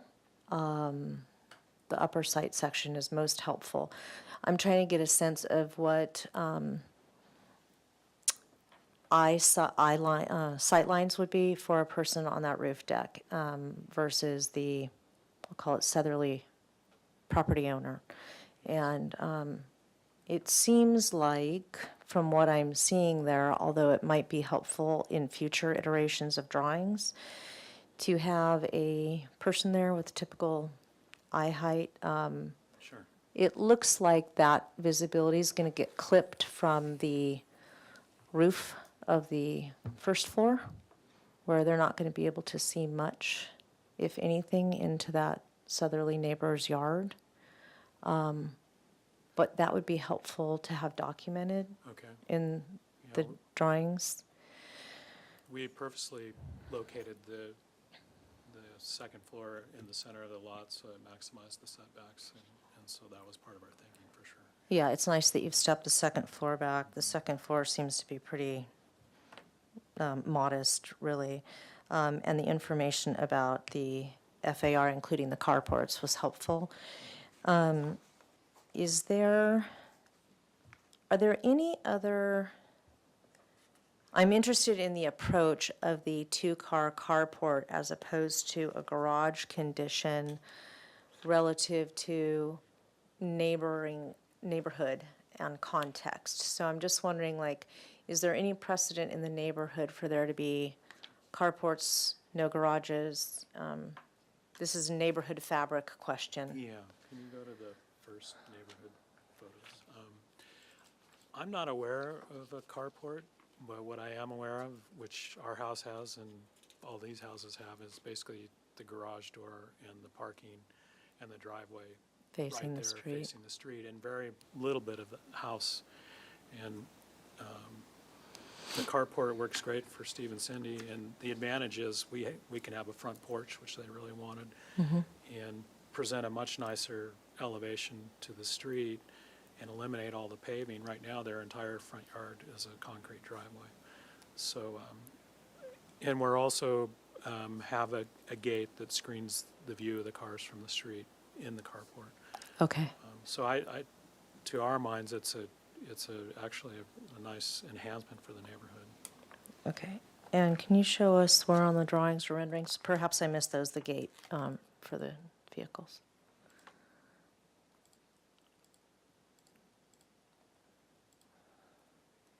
Ah, okay. Okay, so that's kind of matching the top of, it looks like a wall or the bollards that flank? Yes. it. Okay.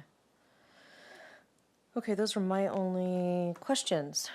So we'll go to comments or discussion by the board. Does anybody have any comments oh. Yeah, we did public comment, yeah. Okay, yes. I'll be quick. I think it's, the building looks really beautiful and is appropriate in size, bulk, and scale to the surrounding neighbors, especially the one facing left. My only kind of comment to consider is the scale of all the windows on the front, and to study that. I don't know that it's a hard rule on my end, but knowing and looking at your street elevation of the surrounding neighbors, I think the materiality is great. Thank you so much for this. And I do want to echo the other board members. I think your presentation was really great, and you had really wonderful and helpful visuals for everyone to look at. I really appreciate the setback on the second story. And even though it is a larger FAR, I think your solution for the carport really does help with the size, bulk, and scale, and I believe is an improvement to the two-car garage and driveways flanking most of the neighbors. Chair Kalas, board members, just for consideration during your discussion and comments here, this project is a required FAR, and they've provided the one supplemental upfront, and the applicant's interested in waiving the rest of the requirements, so if you could weigh in on that as well. Do you have any thoughts on that, Ms. Lewis?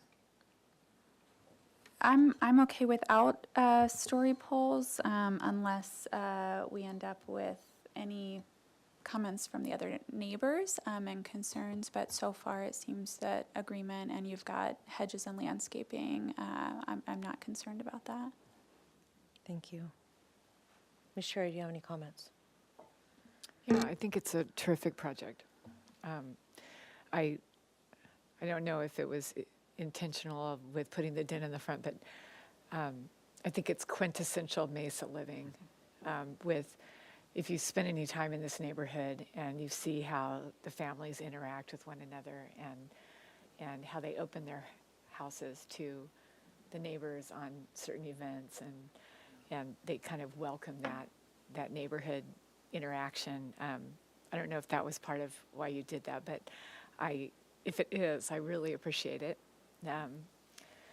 And there is nothing I don't like about this project. I think it's fantastic, and I like the materials, the choice of materials, how they work with one another, the massing, the site planning, the letting the parking take a back seat to the generally dominant parking configuration for these houses on the Mesa. I think it's setting a really good example for what we know is going to be the future of changes to the Mesa. So I appreciate everything about it. Thank you. Ms. Graffitti, do you have any comments? Yes, very familiar with this neighborhood, definitely a big improvement to what is there, and commenting on the garage element, I'm definitely comfortable with that being a carport, and we'll note that a lot of the garages are not used for cars. A lot of them are either ADUs or storage, so, no hesitations from me in that regard. Appreciate the neighbor engagement on the side, would encourage neighbor engagement towards the rear of the property, even though obviously you're not seeing them day to day. Appreciate the modest height of the second story element at 22 feet. Think it's nice materials and palette. I think I'm maybe on my own on this one. I now that I understand the back wall is to remain, I think I can would be in support or okay with the chain link. My concern would just be because it's so close to that property line and there's a shower with a full glass door, as we think about our purviews, more public views, but under good neighbor guidelines and privacy, that's kind of one concern, so close with that much openness there, and a chain link fence to, be the only kind of privacy there outside of plantings, which can change. So, and then, let's see if I have any other notes. In terms of the FAR, the size, the percentage, I don't have any issues with. And I really appreciate the way the second story element is centered in on the project. I think I actually compared and looking at the aerial view to other homes in that neighborhood, I do think the first floor bulk and footprint is pushing it a little bit to what's in that neighborhood. And again, you comply with open yard. It's right there though, and it is a lot smaller than I would say looking at aerial, pretty much any neighbor around it. Still could be in support of it, but would just call that out. And I'd be okay without story poles and without the FAR study. I don't think that the number for me is the driver of the bulk and scale that I would see or support. And that's it. Okay. Ms. Anderson. Hi, again, thank you for a great submittal for concept review. I'm totally in support, and I usually am long-winded, I think, so I'm going to keep it simple and agree with what everybody has presented. Thank you. Yeah, I think we're all kind of on the same page. I was a little bit concerned about the 98% FAR with the clarification of the carport. It doesn't quite concern me as much. I do think Ms. Graffiti's there. I think you've pushed the envelope and done a good job at it to your client's benefit in terms of the footprint of the structure. I think Ms. Graffiti's comment about how that rear wall or fence is treated outside of the bathroom is important. So I would consider relooking at that. If we have a hedge dye, it might get awkward for everybody. I think you might have some support. So, yeah, and, we all have different sort of thresholds when it comes to our own modesty. But I think that would be something to be mindful of. Sure. I also agree with Ms. Lewis's comment about the amount of glazing. That's one thing that kind of struck me on the I'll call it the street elevation, because I think Ms. Lewis is right. There's a lot more opacity than there is transparency in many of the flanking residences, and this breaks away from that, although I know a lot of the modern residences are kind of going in this direction. So I think it could go either, I think it could go either way. I didn't know if I was in trouble or, ding, ding. I thought it could go either way. But I would consider that if there's any opportunity for a small reduction in that glazing. I think it would be beneficial. And the only other comment I would have is, I'm looking at where this anticipated hedge is versus all of the glazing, for example, on the south elevation. And so I do start thinking about light at night. And this has got these clear story windows. It's going to have this glazing that's peeking above those hedges. And so, we just want to avoid light pollution. And so I just start asking myself that question in my mind, like, well, what would this feel like if it had a 9-foot plate height on the first floor and maybe that peaked up a little bit less? Or are the clear story windows on the top, do they want to be some sort of translucent material rather than transparent? I don't know if there's views that you're capturing there, or I'm just thinking any way to soften that potential glow would be appreciated by the neighborhood. So I would encourage any movement in those directions. Those are my only comments. I think we're here for conceptual comments today, right? And I would be willing to, I would also be in support of waiving the additional supplemental requirements of the story poles.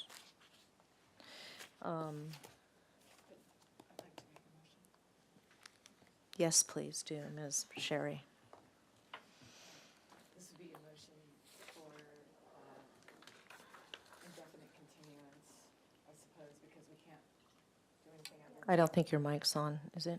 Or maybe it is. Oh, yeah. there we go. So this would be a motion for indefinite continuance To the full board? to the consent board, and that the board is in favor of the design as presented and feels the project is ready for project design approval.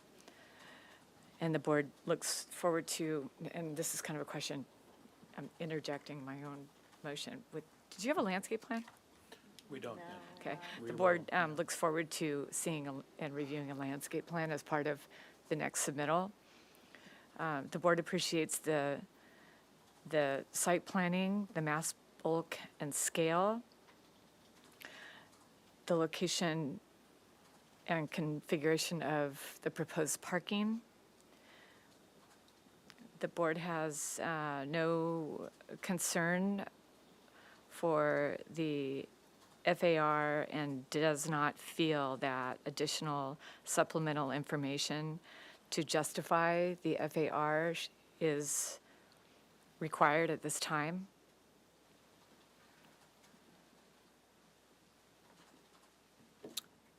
And that's my motion. I'd like to second that and just have the comments about the glazing on the westerly elevation included in the motion. Those were the comments that were made by Ms. Lewis and myself. That I consideration could- be made for reduced glazing on the street side of the residence. So I would say 2 board members had concerns for the amount of glazing at the front den. And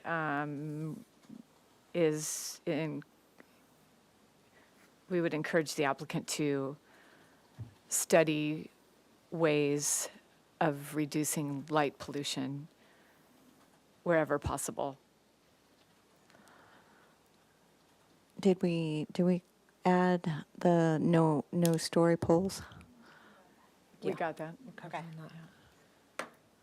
Okay, thank you. So we're motioned, we're seconded with a request for amendment. We've been amended. I'll re-second that, and I think we can take a vote now. Roll call, please. Chair Kalas, Yes. Vice Chair Anderson, Yes. Board Member Gerfeidi, Yes. Board Member Lewis, Yes. Board Member Sherry. Yes. Motion passes. All right, thanks so much for your time. Congratulations. Appreciate it. Take care.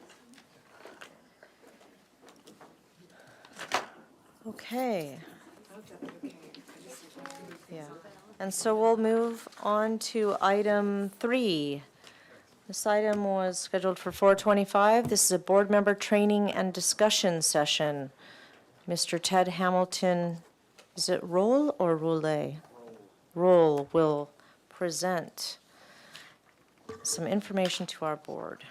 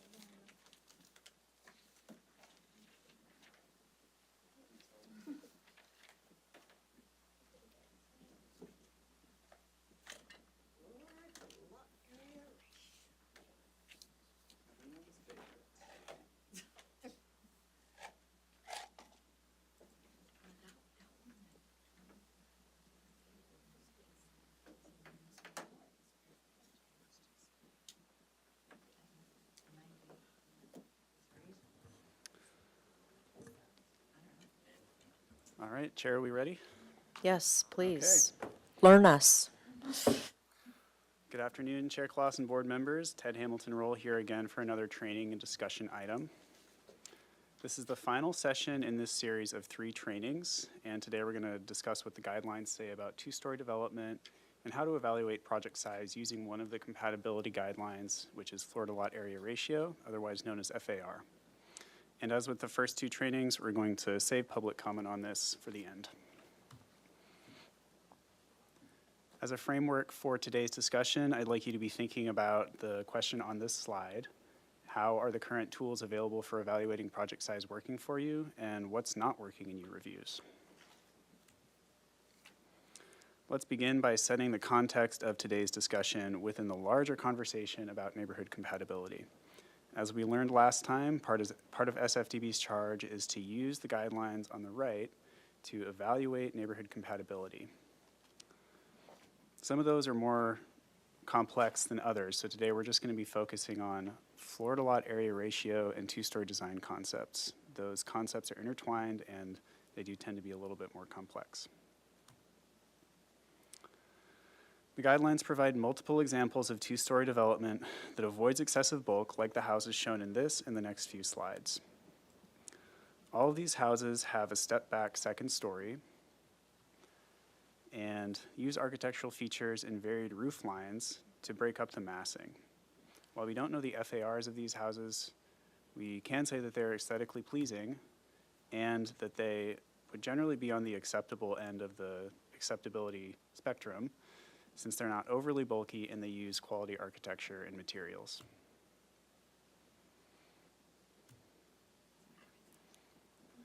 The guidelines also provide examples of how to avoid incongruous or overpowering second-story additions by maintaining this, or by stepping the second story back and maintaining an architectural style with a uniform architectural style with the existing residence.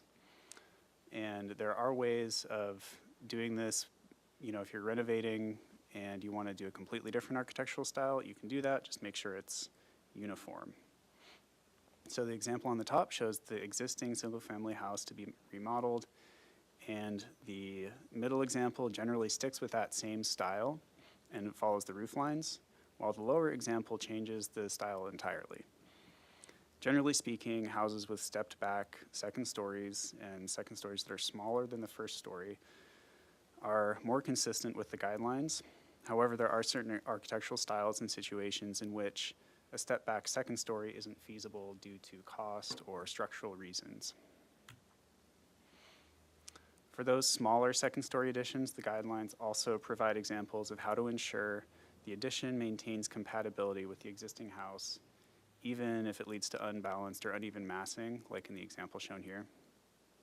We see a lot of these types of additions in the city, especially now that accessory dwelling units are becoming more prevalent and families are looking to add square footage to smaller post-war homes. So on the top, you have your one-story house to be remodeled, and on the bottom, you have a successful second-story addition. And the reason the lower example is successful is because it maintains a continuous architectural style with the main house, using parallel roof lines and reducing the bulk. It also has 2 separate garage doors, shuttered windows, covered balcony, and a centrally located chimney to break up the massing. The middle example doesn't really have any of those. It appears like a blank wall, basically, and it also has a C-tile roof where it looks like the first story has a shingle roof. Obviously not very compatible.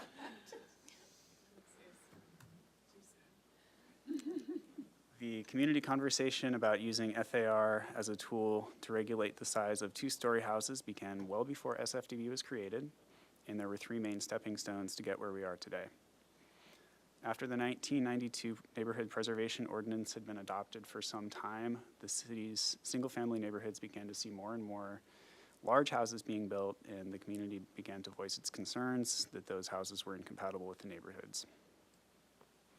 So as the city engaged the public then to address the issue, a simple update to the Neighborhood Preservation Ordinance was drafted to establish the first design review trigger for two-story projects based on floor area.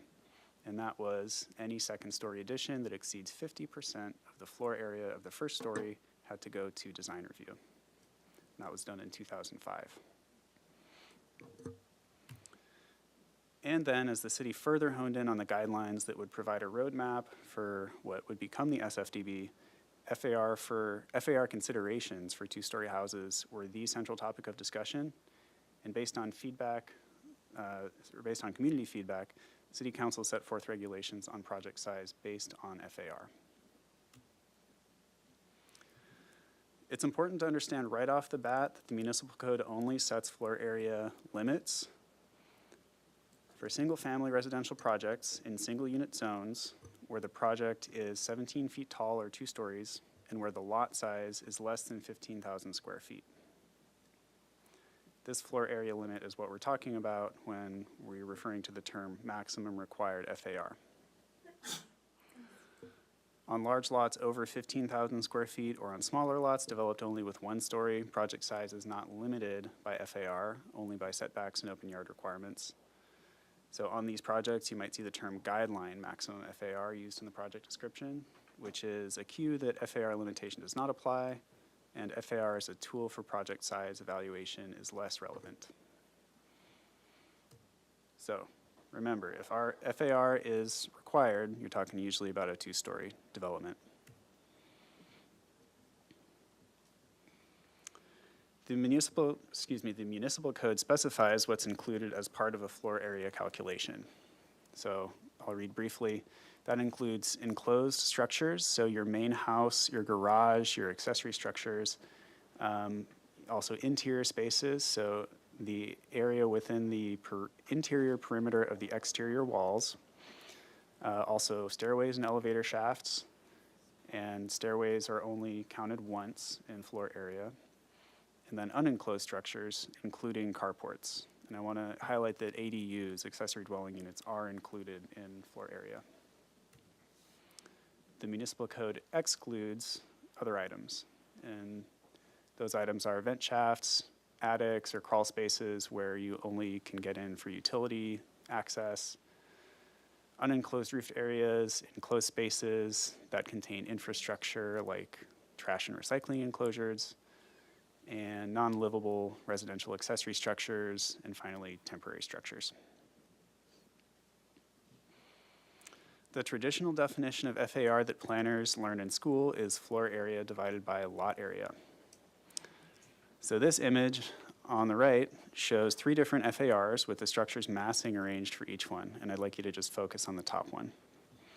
This classic conceptual method for measuring FAR assumes gross square footage. And note that most FARs you're going to see as part of SFDB review are going to be around 0.3 to 0.5. The maximum might be like 0.55. This is because of the municipal code setback and open yard regulations, as well as the FAR maximums that the code places on projects. For the purposes of project size, the city uses a specific FAR formula. And here at the city, we limit the amount of allowable floor area as a function of lot size. So that equation is shown on the left. The product of this equation is the percentage of a project's maximum allowable floor area. Then on the right, you have the example of the FAR calculator. And this is a handy tool that's available on the city's website. This just helps applicants with their projects, and it's required on all single-family residential project plans. And I'll just run through it briefly here. The top section is where you identify if the project is subject to a maximum required FAR. So if it is, you'll see the word required right here. And if it's guideline, if it's not subject to a maximum required FAR, you'll see guideline in this place. So this has your zone, it has your lot area, it has your square footage, and it specifies whether the building is 17 feet or 2 stories. The middle section identifies whether an FAR mod is required. There are 2 times when an FAR mod is required. One is if your project exceeds 100% of the maximum FAR. The other is if it exceeds 85% FAR and one of these conditions apply. So either your slope is more than 30%, or you're doing 500 cubic yards of grading that's outside the building footprint, or if the building is 25 feet tall or more. That's a lot of regulations, I know. We can come back if there are questions. And then this bottom section here is where the FAR is spelled out. So you have your traditional FAR listed up here, and then you have your percentage of the maximum FAR at the bottom. And this is the number that shows up in the project description.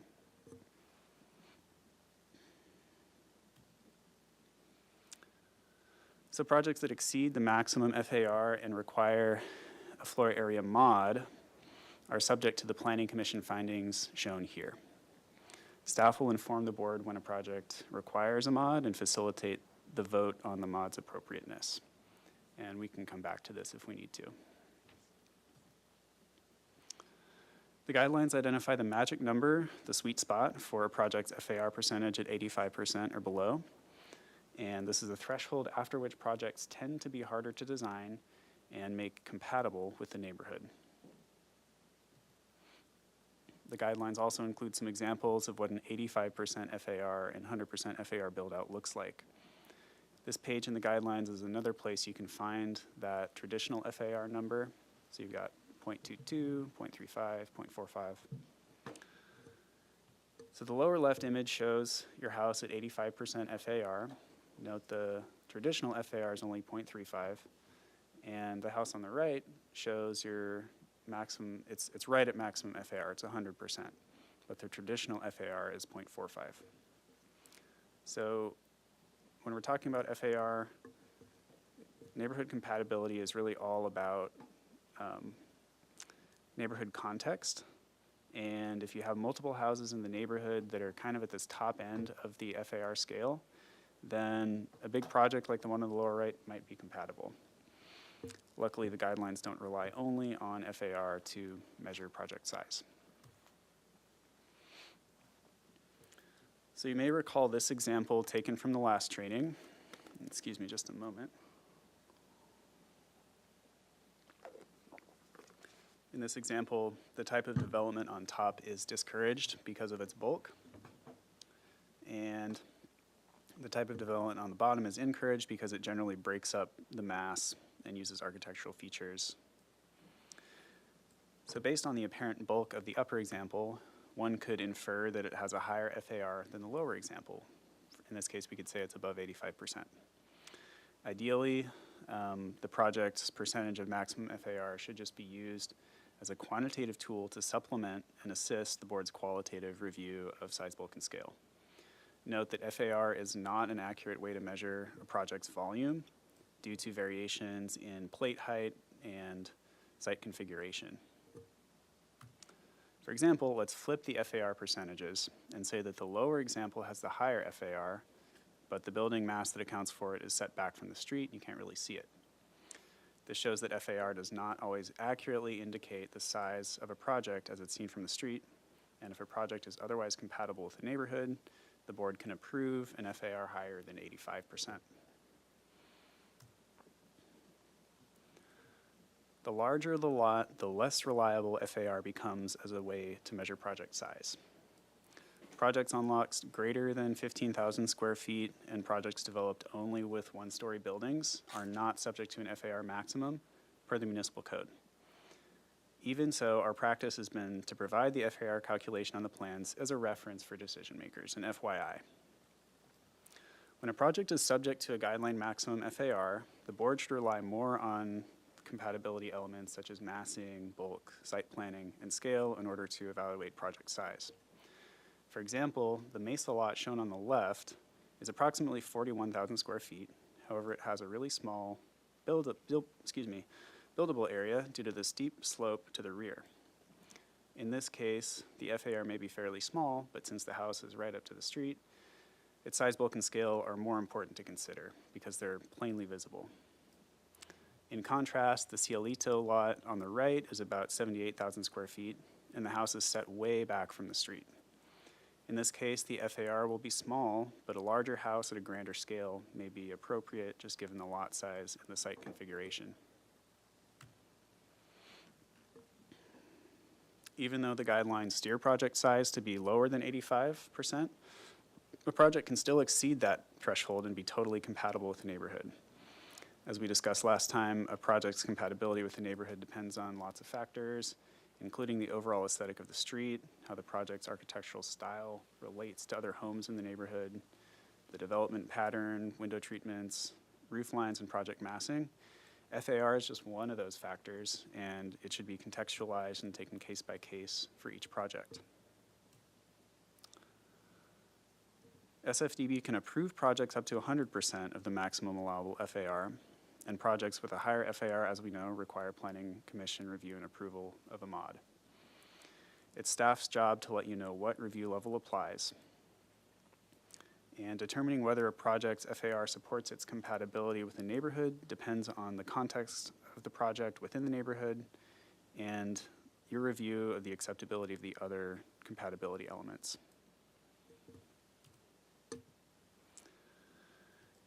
The city has special submittal requirements for projects over 85% FAR, as you know, and the SFDB has the ability to reduce or waive those requirements based on what you think will best help you make the required findings for approval. The 5 items listed here at the top, the 20 closest lot study through other visual aids, are required unless the SFDB waives some or all of them. And we're aware that this creates a challenge for the board because sometimes you get a house or a project that where the applicant comes in with these materials right away at the first concept review, and sometimes it's left up to the board to decide which of these materials should apply. So, and also in the past, the city staff have kind of let the board handle it in a lot of cases. So this is something we're working on as part of the SFDB process improvement overall effort, and we welcome your input on it in today's discussion. Some other useful tools that aren't requirements include section drawings, aerial views, and neighborhood context studies. Can I interject really quick? Section drawings are a requirement. It's but they often, it's not something that staff catch. And sometimes it's helpful to have guidance from the SFDB for specific things. And so we can talk about that a little bit more, but sorry to interrupt. Thanks for that. So one of the most commonly used tools that's part of the FAR supplemental application is the 20 closest lot study. And when you're looking at this study, we encourage you to use it on its own and consider it separately from the city's FAR calculator, since they really are apples and oranges.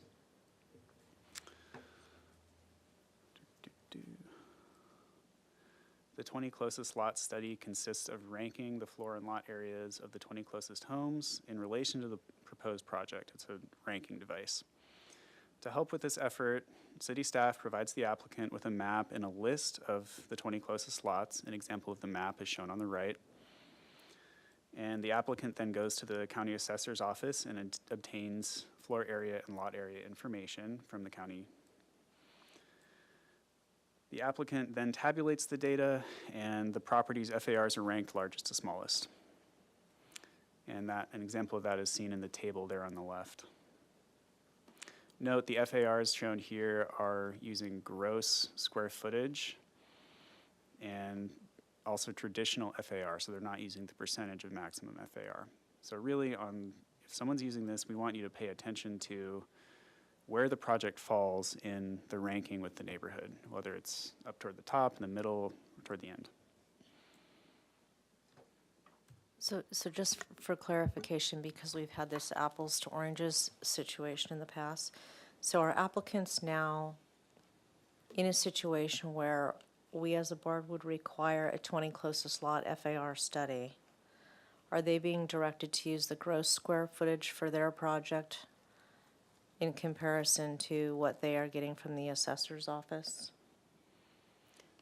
Yes, they're being asked to fill out this table and rank their project in relation to the other houses in the project using gross square footage. Okay, thank you.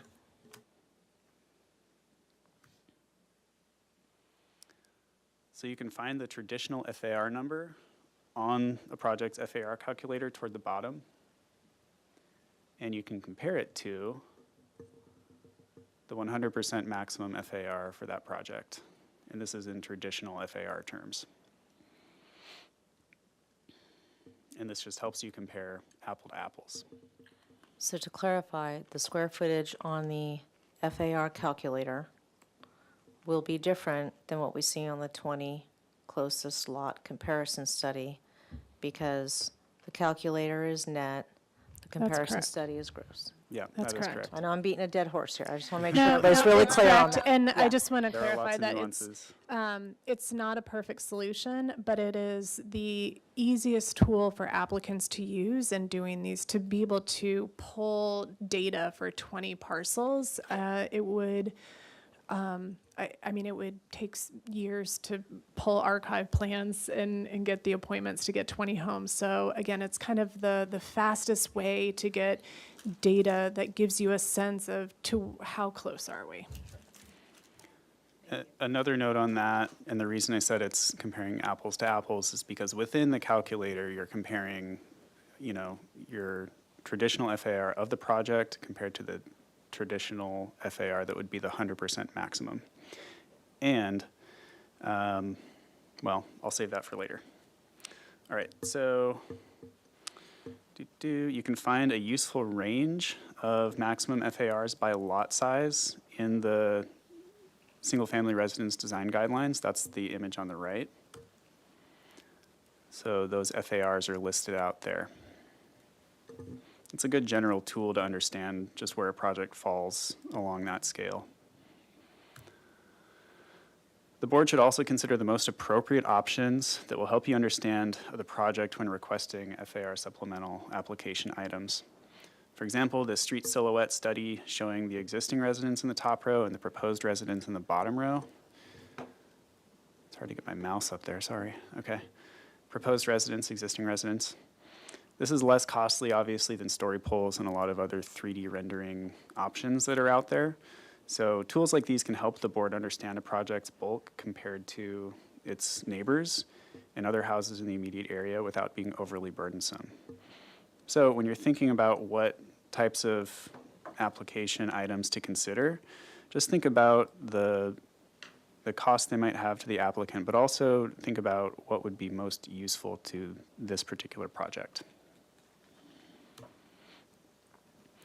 One of the main topics that has come up in SFDB hearings in the last few years is to think about how accessory dwelling units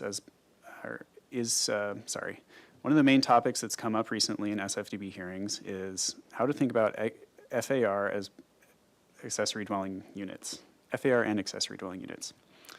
Here are some things to keep in mind when you're looking at project size when a project includes an ADU. So first, remember that when you're reviewing a discretionary ADU, the FAR that the ADU adds to the project is not the design review trigger. Instead, the ADU requires design review because of its height or architecture style or other variations that don't make it match the main residence.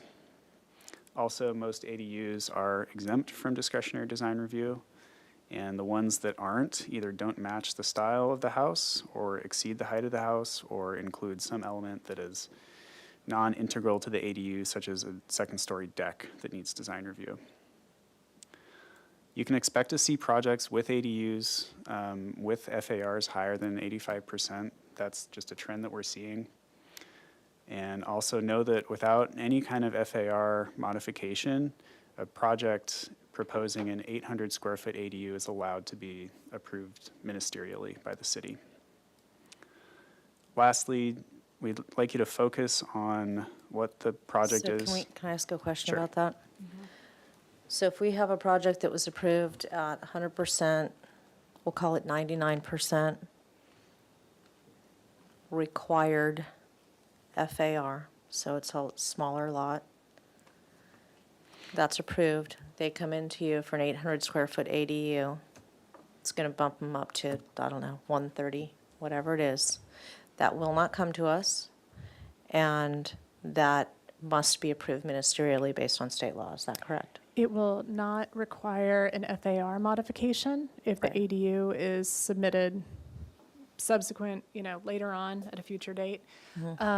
And that state law dictates that that anyone can get an 800 square foot ADU, that's kind of the standard. So it would have to still meet our ADU ordinance, and we have ministerial design criteria that are included in the ordinance. And if that ADU meets all the ministerial criteria, as Ted shows on this slide, in 2022, 83% of our ADUs were ministerial, meaning that they never came here. So if it meets all the administrative criteria, it will just go to building permit. Okay, thank you.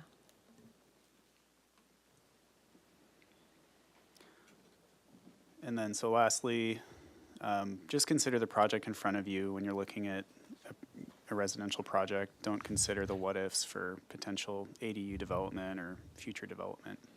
Yeah, and that's really tough because I know that you will be, already you're seeing projects that might, kind of be inching or kind of a little bit that, the guideline is 85%. But maybe people are pushing it up because they know that you can approve anything between 85 and 100%, but it's really, you're not projecting into the future of like, what if they propose an ADU? What if they do this? What if they're trying to get something? Like, you're looking at what's before you today, and that's what you should be basing your, how you're looking at things, to what extent does it meet the findings or not? And that's a tough pill to swallow sometimes. So this is our last slide for today. I'd like to leave you with some key takeaways on FAR and project size. So remember, FARs is one of several tools you have to review project size. Additional tools include street silhouette elevations and photo simulations, as well as just your qualitative review of size, bulk, and scale. In addition, ask yourself, what is the most appropriate tool to help you understand a project's context within the neighborhood? And this is applicable when you're asking for materials for the supplemental FAR application. We'd like you also to steer clear of percentage reductions and focus more on citing mass, bulk, and scale. So that means instead of saying, we'd like you to reduce your FAR from 90% to 85, think about where is the bulk in the project and where might it need to be reduced, kind of thing. For guideline maximum FARs, consider lot size and site planning, and remember that FAR as a guideline in that case is not as reliable as when it's required as a measure of project size. And lastly, ask questions of the applicant and staff to understand a project's FAR. In meeting motions, also explain your reasoning for waiving supplemental materials. So when you're asking questions and opening a dialogue with the applicant, ask what benefits, architecturally speaking, that the project might have by being a higher FAR, and try to understand those. And then if you are waiving supplemental materials such as story poles or photo simulations, 3D renderings, explain why, explain that, the project was sufficiently explained by the materials provided.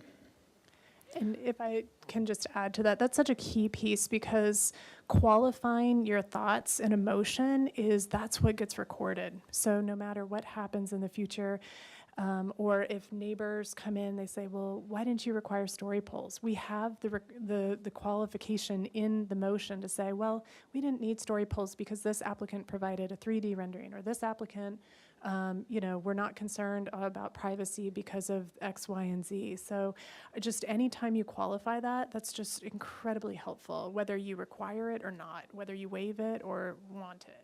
Right, because otherwise you have a future applicant who says, well, they didn't have to do it, so why do I? And so the rationale becomes the basis for that decision by the board. Sure, yeah. All right, so that concludes my presentation, and we'll open it up for discussion now. So we've tried to address topics that the board has requested over time with this training series. So if there's anything else you'd like to receive training on, you can let staff know. And we'll just start the discussion period by asking, what questions do you have about what we've just covered? Well, I was rude and I interrupted, so you've answered all of mine. Thank you.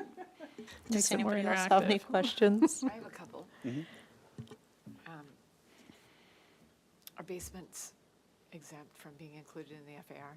It wasn't included on your list. and Not we've had this always. discussion before. Yeah, so What's the if trigger? if your finished floor is here at this level and your ceiling of your basement is up here and this distance is 5 feet or less, then you're exempt.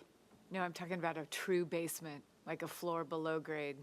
Yes, Like, is that exempt? that's not included as part of It's floor. not included in Right. the FAR, even though it's like, they could have windows up higher, and it could be a game room or something, obviously not a bedroom, right? Unless it has a door and a stair, but that, if it's, is there a height that, when that lower level, here, let me just. Is there a height where, what's that height? It's 5 feet. Yeah, 5 feet? yeah, it's 5 feet. So if Yeah. it exceeds 5 feet from the floor of the second level to the grade, if the lowest level exceeds 5 feet, it's not considered a basement anymore. If I think so, I right, understand your question Visible for correctly. 5 feet or more. Yes, yeah. then- There's 5 feet above finished grade that's visible from the exterior. Right. Okay. That, like that distance, where that lower floor, if this is grade, here, that's grade, and this is your basement, if that distance between the main level and the grade exceeds 5 feet, Then it's included. then it's included, and if it's lower than Right. 5 feet, then it's not included. Right. Okay, got it, thank you. Correct.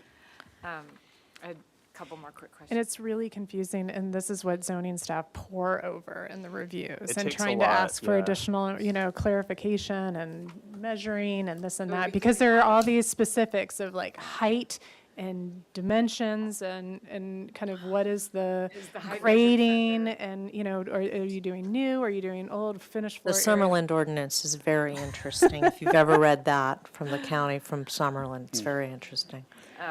So I heard you say that the maximum FAR is not applicable if you're developing a one-story.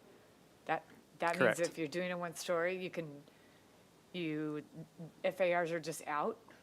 Like if the They're last not, applicant that we you're not reviewed- limited. Huh? You're not limited by FAR. So, but if you are, remember, if you are subject to guideline FAR, if you're one story, you still have to comply with setbacks and open yard requirements. Right. and That's guideline, not required FAR. Yeah. That's guideline. So that's for lots only. larger than 15,000. So if your maximum, if you have a lot less than 15,000 square feet and you have a one-story, your FARs are applicable. No, if you have, so say you have a 6,000 square foot lot, actually, I'll go back to I thought it was only for 15,000. one of these, had that. Yeah, so this top image here. So you've got a 6,000 square foot lot, and say you wanted to build a house that was like 90% of the guideline FAR, right? So say you had like a bump out here maybe, and your accessory building was bigger, that would still be a guideline FAR. Maximum required FAR only applies on lots that are 15,000 square foot or less and developed with a two-story structure, Or or over a structure 17 17 feet, yeah. So it's rare that we'd see a one-story structure that's 17 feet tall, but it could happen. It could be like If it's a really broad one with a 4 and Yeah. 12, it might get up to 17, Okay, that right? sounds Or an we've seen- A-frame house. Think of all the projects that have come through, or we don't see many people trying to, maximize a one-story development on their site. And again, as Ted mentioned, there's open yard requirements, there's setbacks, generally there's other accessory structures, driveways, there are going to be different things that come up and trees, so there could be other triggers for design review. Let's say on the hillside, if you're over 20% slope, that might get you to SFDB for a one-story. But we don't really see that very often. And then one last question. The whole issue with ADUs and adding them or not adding them to the FAR calculations, up until now, we've had to add FAUs to the calculation. But my question is is why, if an applicant decided they didn't want to do an FAU now, and then they decided 2 years later they You wanted mean to, an and they had AD, already you built. mean an ADU, right, Mich? And they- You're saying FAU. I think you mean ADU. We're talking about four-story units. We got you. It's all right. It's the FAR ADU thing. It's FAR. just, they're just So- cross-pollinating. Yeah. Too many So you're acronyms. building an addition onto your house, and then you go to 95% FAR on your addition, and you get approved, and then you come back 3 years later and you want to do an ADU, then you can just do it. So why are we adding ADU square footages to a calculation when it doesn't apply if you phase your project? That's a good question. So I think part of the rationale, I think, was to kind of and I hope I can qualify this, because I think when we created the accessory dwelling unit ordinance, it was to try to follow our existing guidelines and policies that we have in place. So I think at one point it was adding FAR. I think it could easily be a question of appropriateness. I mean, AD law is constantly changing. We're constantly having to update our ordinance. So if there's a strong feeling about whether or not it should be included or not, I'd certainly be interested in hearing from the SFDB on that matter. And I think it's just because of our SFDB guidelines and the 85% and kind of having a sense of what that would be. And So it's kind of a gray area. and- it was a policy call at the time to kind of be somewhat consistent with how our guidelines are written. And so it doesn't have to, that's just what it is. That could be modified in any kind of Title 30 update. I actually do have one question. Can you go back to page 13 of your presentation, 13 and 14? I thought I saw something that, so item 4 here, and maybe I just didn't read this right, unenclosed structures. The net floor area of a structure with no walls or partial walls, such as a carport, includes all space below the roof line. So that is included in FAR. That would include I'll call it a trellis-covered outdoor patio that has no walls. Negative. So if you go to the next slide, And that's why and so the next slide is number 3. You'll see 30.15070B3, unenclosed roof areas such as patio covers and porches.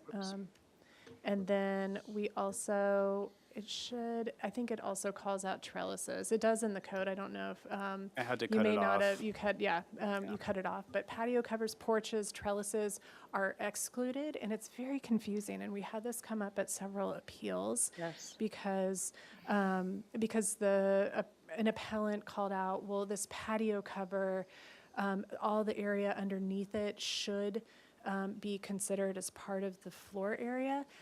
No. According to our municipal code, it is not included in floor area. However, maybe a patio cover adds weird bulk to it. So that bulk is under your purview. The design, the aesthetics is under your purview potentially. But it is not included, it's excluded from the floor area calculation. But carports are weird because they're different, so they are included. And so anytime the unenclosed roofed areas, patio covers, porches, and trellises, it's anywhere, that's not to be used for like storage or housing people or animals. So that's kind of how our code covers it. But it's very clear and it's very explicit, and it's hard to understand because each point is different, and so we have to look at different parts of the code and advise either council members or this board or applicants when there are questions about floor area and how it's being calculated. Can you go back to item on page 13, Mr. Hamilton?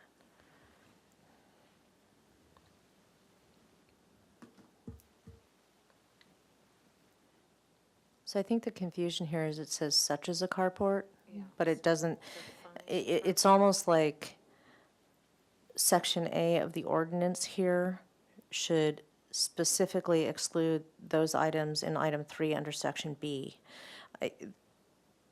I think there's some clarity that could occur in terms of language if you ever do an update to the ordinance that would help that significantly.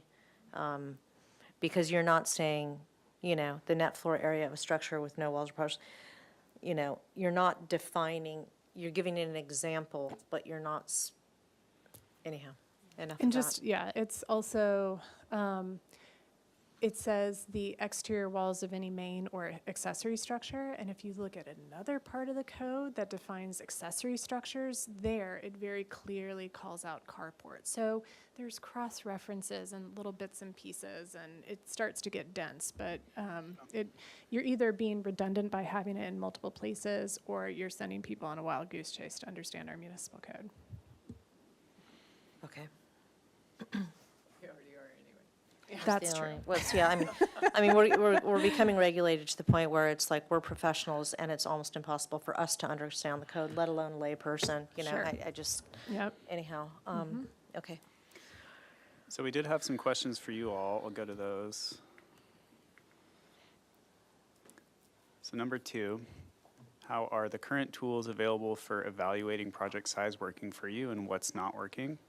Some ideas we have include requiring the 20 closest lots study for all projects over 85% max required FAR, right, at the initial submittal to the city. Another idea is to create Can a... I just qualify that? Yeah. Is really, what we heard from, because we did an online survey, and then we had focus group conversations, and with both applicants as well as past and present board members, and we heard kind of frustrations on both sides, I'll say. From applicants, it's like, city staff, you gave me all the requirements, and then I show up to my concept hearing, and now SFDB is asking me for all this stuff. And then when we talked to board members, it was like, the quality of concept review materials is really not sufficient. And again, as Ted mentioned, staff have historically left it up to the board to decide to waive something because it was, not wanting to be overly burdensome if, not just require stuff for requirements, but really to try to make it more efficient. But I think with our changes in our application completeness process, getting on at a hearing is kind of this sacred thing. So people kind of want to be further along than they are. So I think this requirement to anything over 85 max FAR when it's required, maybe our default, like just everybody has to do the 20 closest lots study for you all so that it's not, I would that's say a at a question. minimum, the no. context photos in the street are definitely like a street elevation. I think that needs to be required. But like the example we had earlier today, we didn't need the FAR calculation for the 20 nearest. We had enough context photos. We had enough other information. But I would let them know that it is heavily encouraged, but I don't think it needs to be a requirement for the first concept. If they're coming in though for project design approval and somehow it's lumped together with their concept, then at that point we definitely need it. Question for the board members. How long does it typically take to put together like a 20 closest lot study? It's labor intensive. It takes hours. Yeah. Okay. Yeah, you're talking to the assessor's office, you're doing research. Okay, That's that's different. It's helpful. a lot. It takes. I mean, it's a frankly, lot of- 8 hours. frankly, a street silhouette study could be done more quickly, I think. Okay. And here's another reason that I generally don't feel that the 20 closest home study is a good indication of whether or not a project is appropriate. And it's because I think we should be looking at the mass bulk and scale, the plate heights, to the general neighborhood, the context of the neighborhood, because here's why. Somebody could come back with the 20 closest homes and they could be the biggest one. So what are we going to do, not approve them? Even if it's appropriate, and down the road, there's going to be 5 or 6 other neighbors that are going to come in with the same kind of a design. So that's why I think it's really dangerous for us to start looking at those 20 closest homes and then potentially not approving a project. Like, we're asking an applicant to come back And they're going to do it, and then they're going to do the analysis and go, oh my God, I'm the highest one. Am I not going to get approved? And somebody on the board might go, I don't want to approve you because you're the biggest one in the neighborhood. But it's not taking into consideration the future of the neighborhood. And this applies especially to the Mesa because it's changing rapidly, and it's going to change more rapidly, really quickly. I think this is a super big philosophical conversation. Are we reviewing projects based on what's there now, or are we reviewing them based on development potential? And I think that's a conversation that's going on citywide on many levels. It's related to bicycles, cars, how many streets do we need, how many parking spaces do we need? It's going on statewide, and it's the same thing. Are we going to start looking at things in terms of where we imagine our city is going to be 20 years from now, or where it is now? And I don't know how we do it based on where we imagine it's going to be, because Ms. Lewis might have an idea of where we're going to be 20 years from now, which is different than Ms. Grafiti's idea. I don't know. I'm just trying to figure out how do we find, something tangible to base a projection on. And I didn't mean It's to a open struggle. a can of worms either, but I just wanted to bring that up because it's something that I've thought of as we've been reviewing projects, and didn't want to bring it up because it opens up that question of what does the board even know what they want? So I always used to think that the person who came before the board and was like the first one up to bat, in a lot of ways actually had the advantage, right? Like if they got the 2-story project approved, sorry neighbor with the 1-story who just lost your view. I mean, this has been something that's gone on forever. But I understand also on the flip side that, they may be held to a higher standard because they're the ones who are pushing the envelope.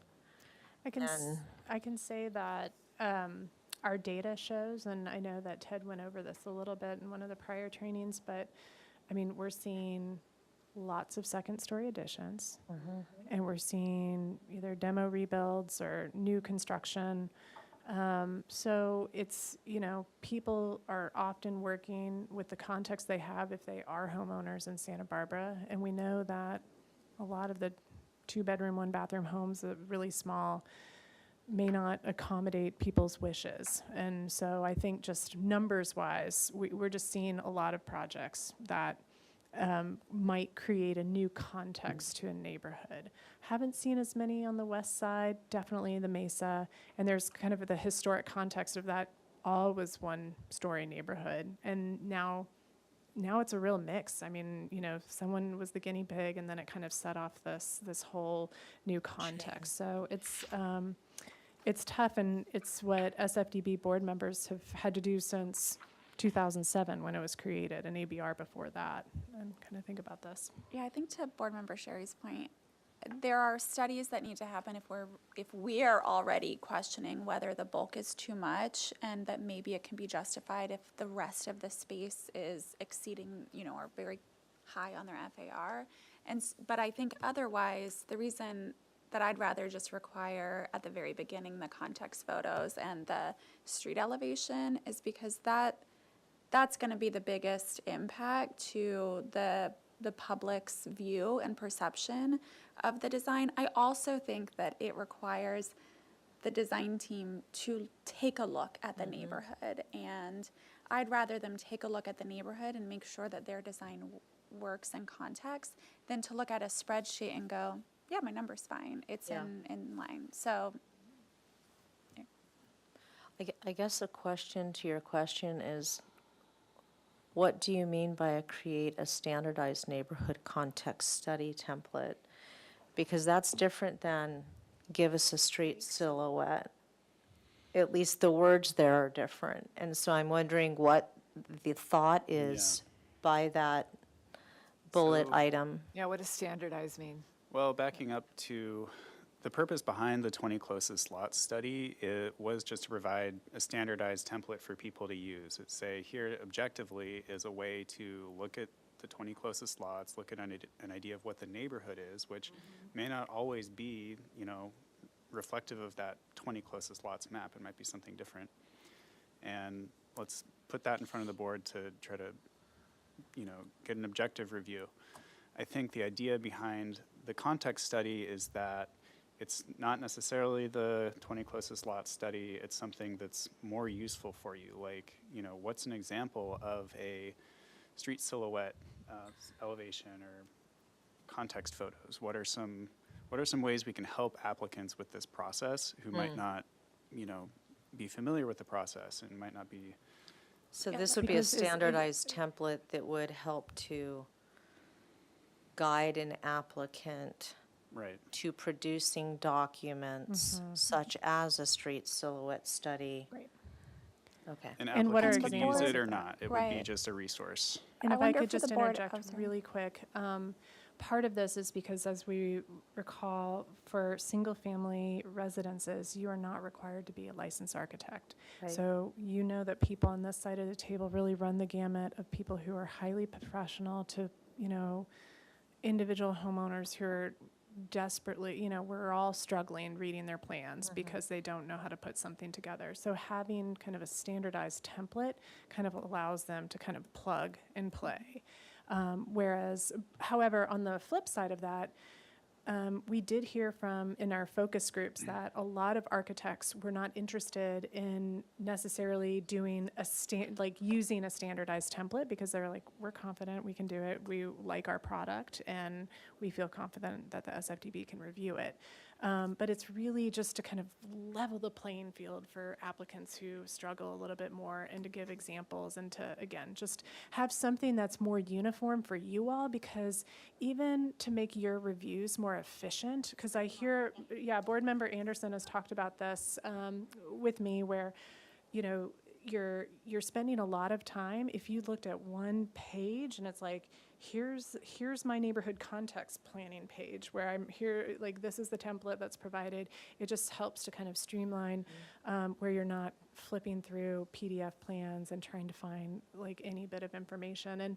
And for the last point, the context photos on the plans, that's just kind of an old thing of using paper. We used to require paper copies of photos, and so when we went to digital plan sets, some people put their photos on the plans, some people send separate PDF documents of the photos, and those photos don't always get to you as the reviewers. They bring them here to show you at the first hearing, but if you're doing your reviews over the weekend, you may not have those site photos to really understand what Site you're photos looking should at. be on the submittal. So that's kind of the question. It's like we can just say, that's going to be, a direction to applicants to include them on the submittal to make your review more efficient. That should be on it, but I think the standardized neighborhood context should be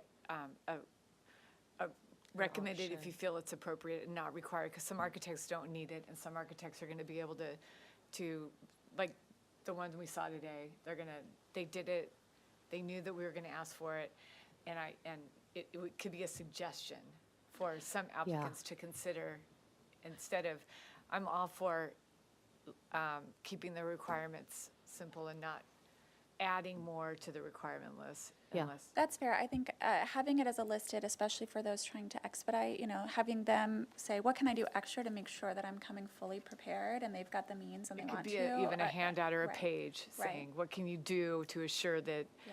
for those applicants that are not hiring licensed architects, it would be a tool for them to use. Right, and I would give them examples. I think the one that you showed in your slide from Anna Kappa is very helpful, or the one we saw today for the second applicant as a street elevation.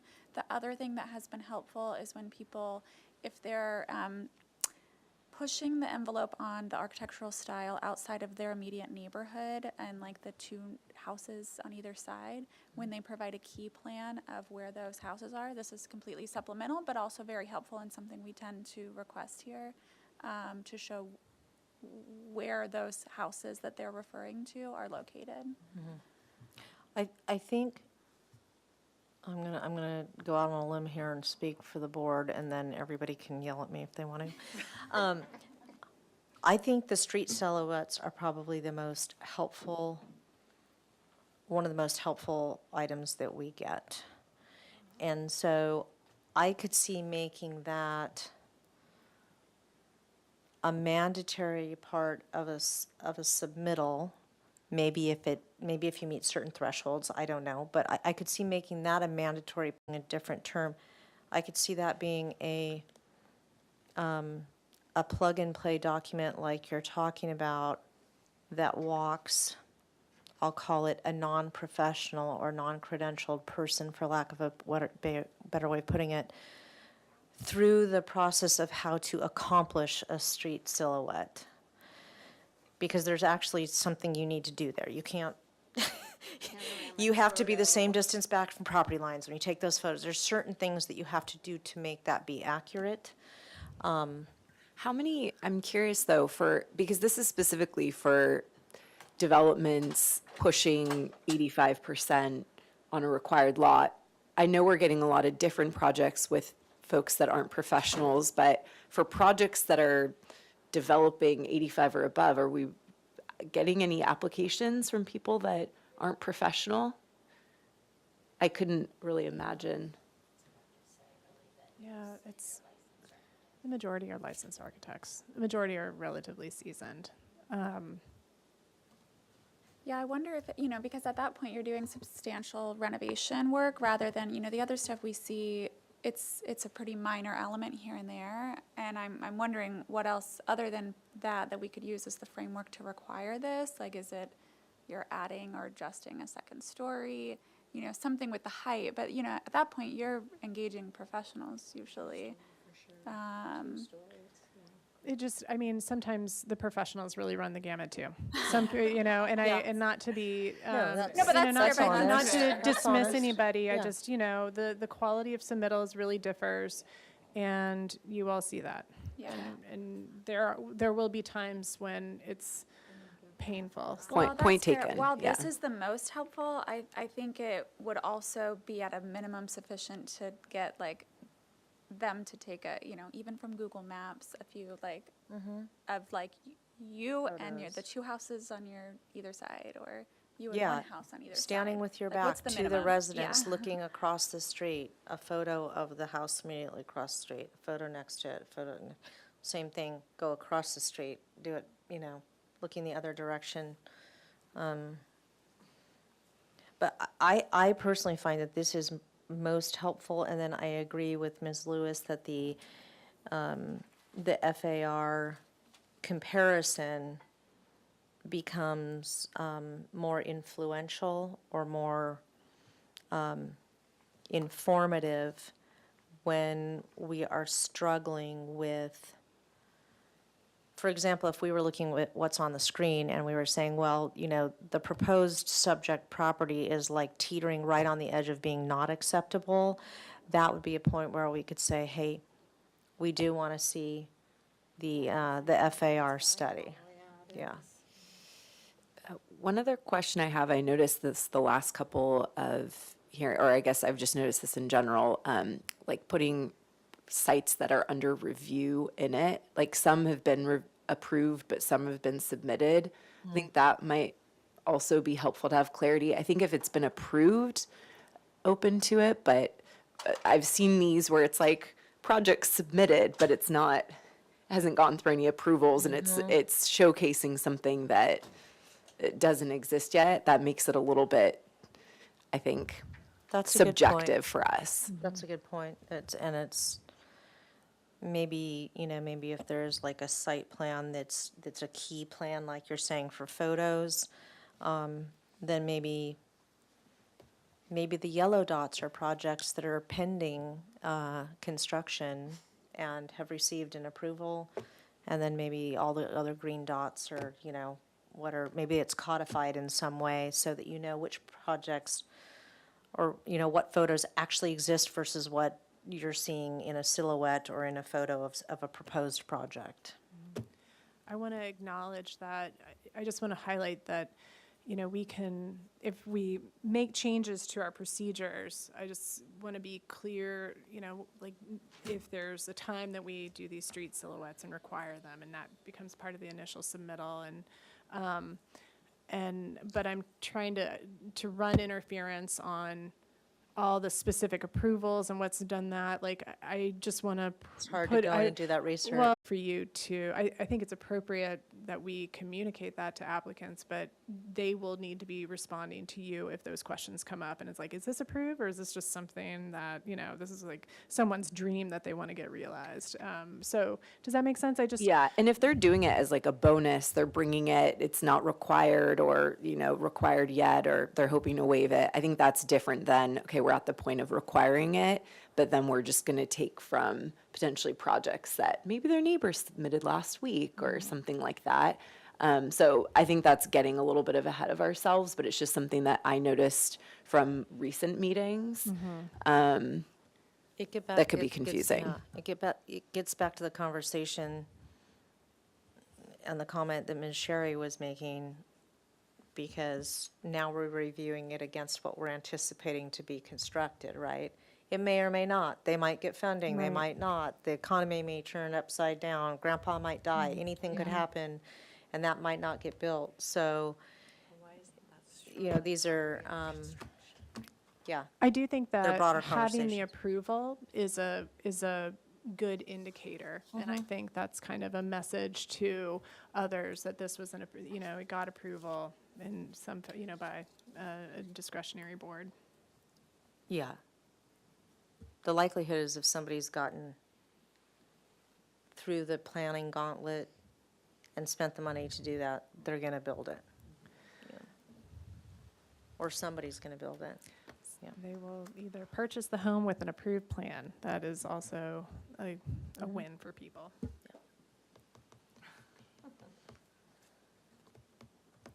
All right, any last questions or thoughts on this discussion item? So I'm hearing no to just a blanket requirement for the 20 closest lots, but I'm hearing that the street silhouettes, the most important thing to understand neighborhood context. Also, it kind of forces people to think about their neighborhood context, which I'm It's a always great a idea. fan It's of. a good point, yeah. I mean, it's hard, I think you get people with their dream projects and they might not think about how they sit in with the neighborhood sometimes. Okay. Yeah. Thank you. I think that's an accurate summary. Okay. Thank you very much. Thank you all. Should we open up Hamilton public or- comment because Oh, it's yeah. part of Oh, our yes. procedures for this? Okay, so as part of this training item, we will now open we will open public comment for this item 3, which is on our agenda today. Mariah, if you would be so kind. All right, thank you, Chair Kloss. I'll start with in-person public comment. At this time, I haven't received any speaker slips. And I don't see anyone in the audience wishing to speak, so I'll go ahead and move to virtual public comment. If you wish to speak on Zoom, you can raise your hand and I'll call on you. I don't see any hands raised on Zoom, and we did not receive any written correspondence, so I'll turn it back over to you, Chair Kloss. Thank you. So I think that concludes all of the items agendized for today's meeting, and we will officially adjourn the Single Family Design Board meeting for August 14th, 2023. Thank you. Have a good evening.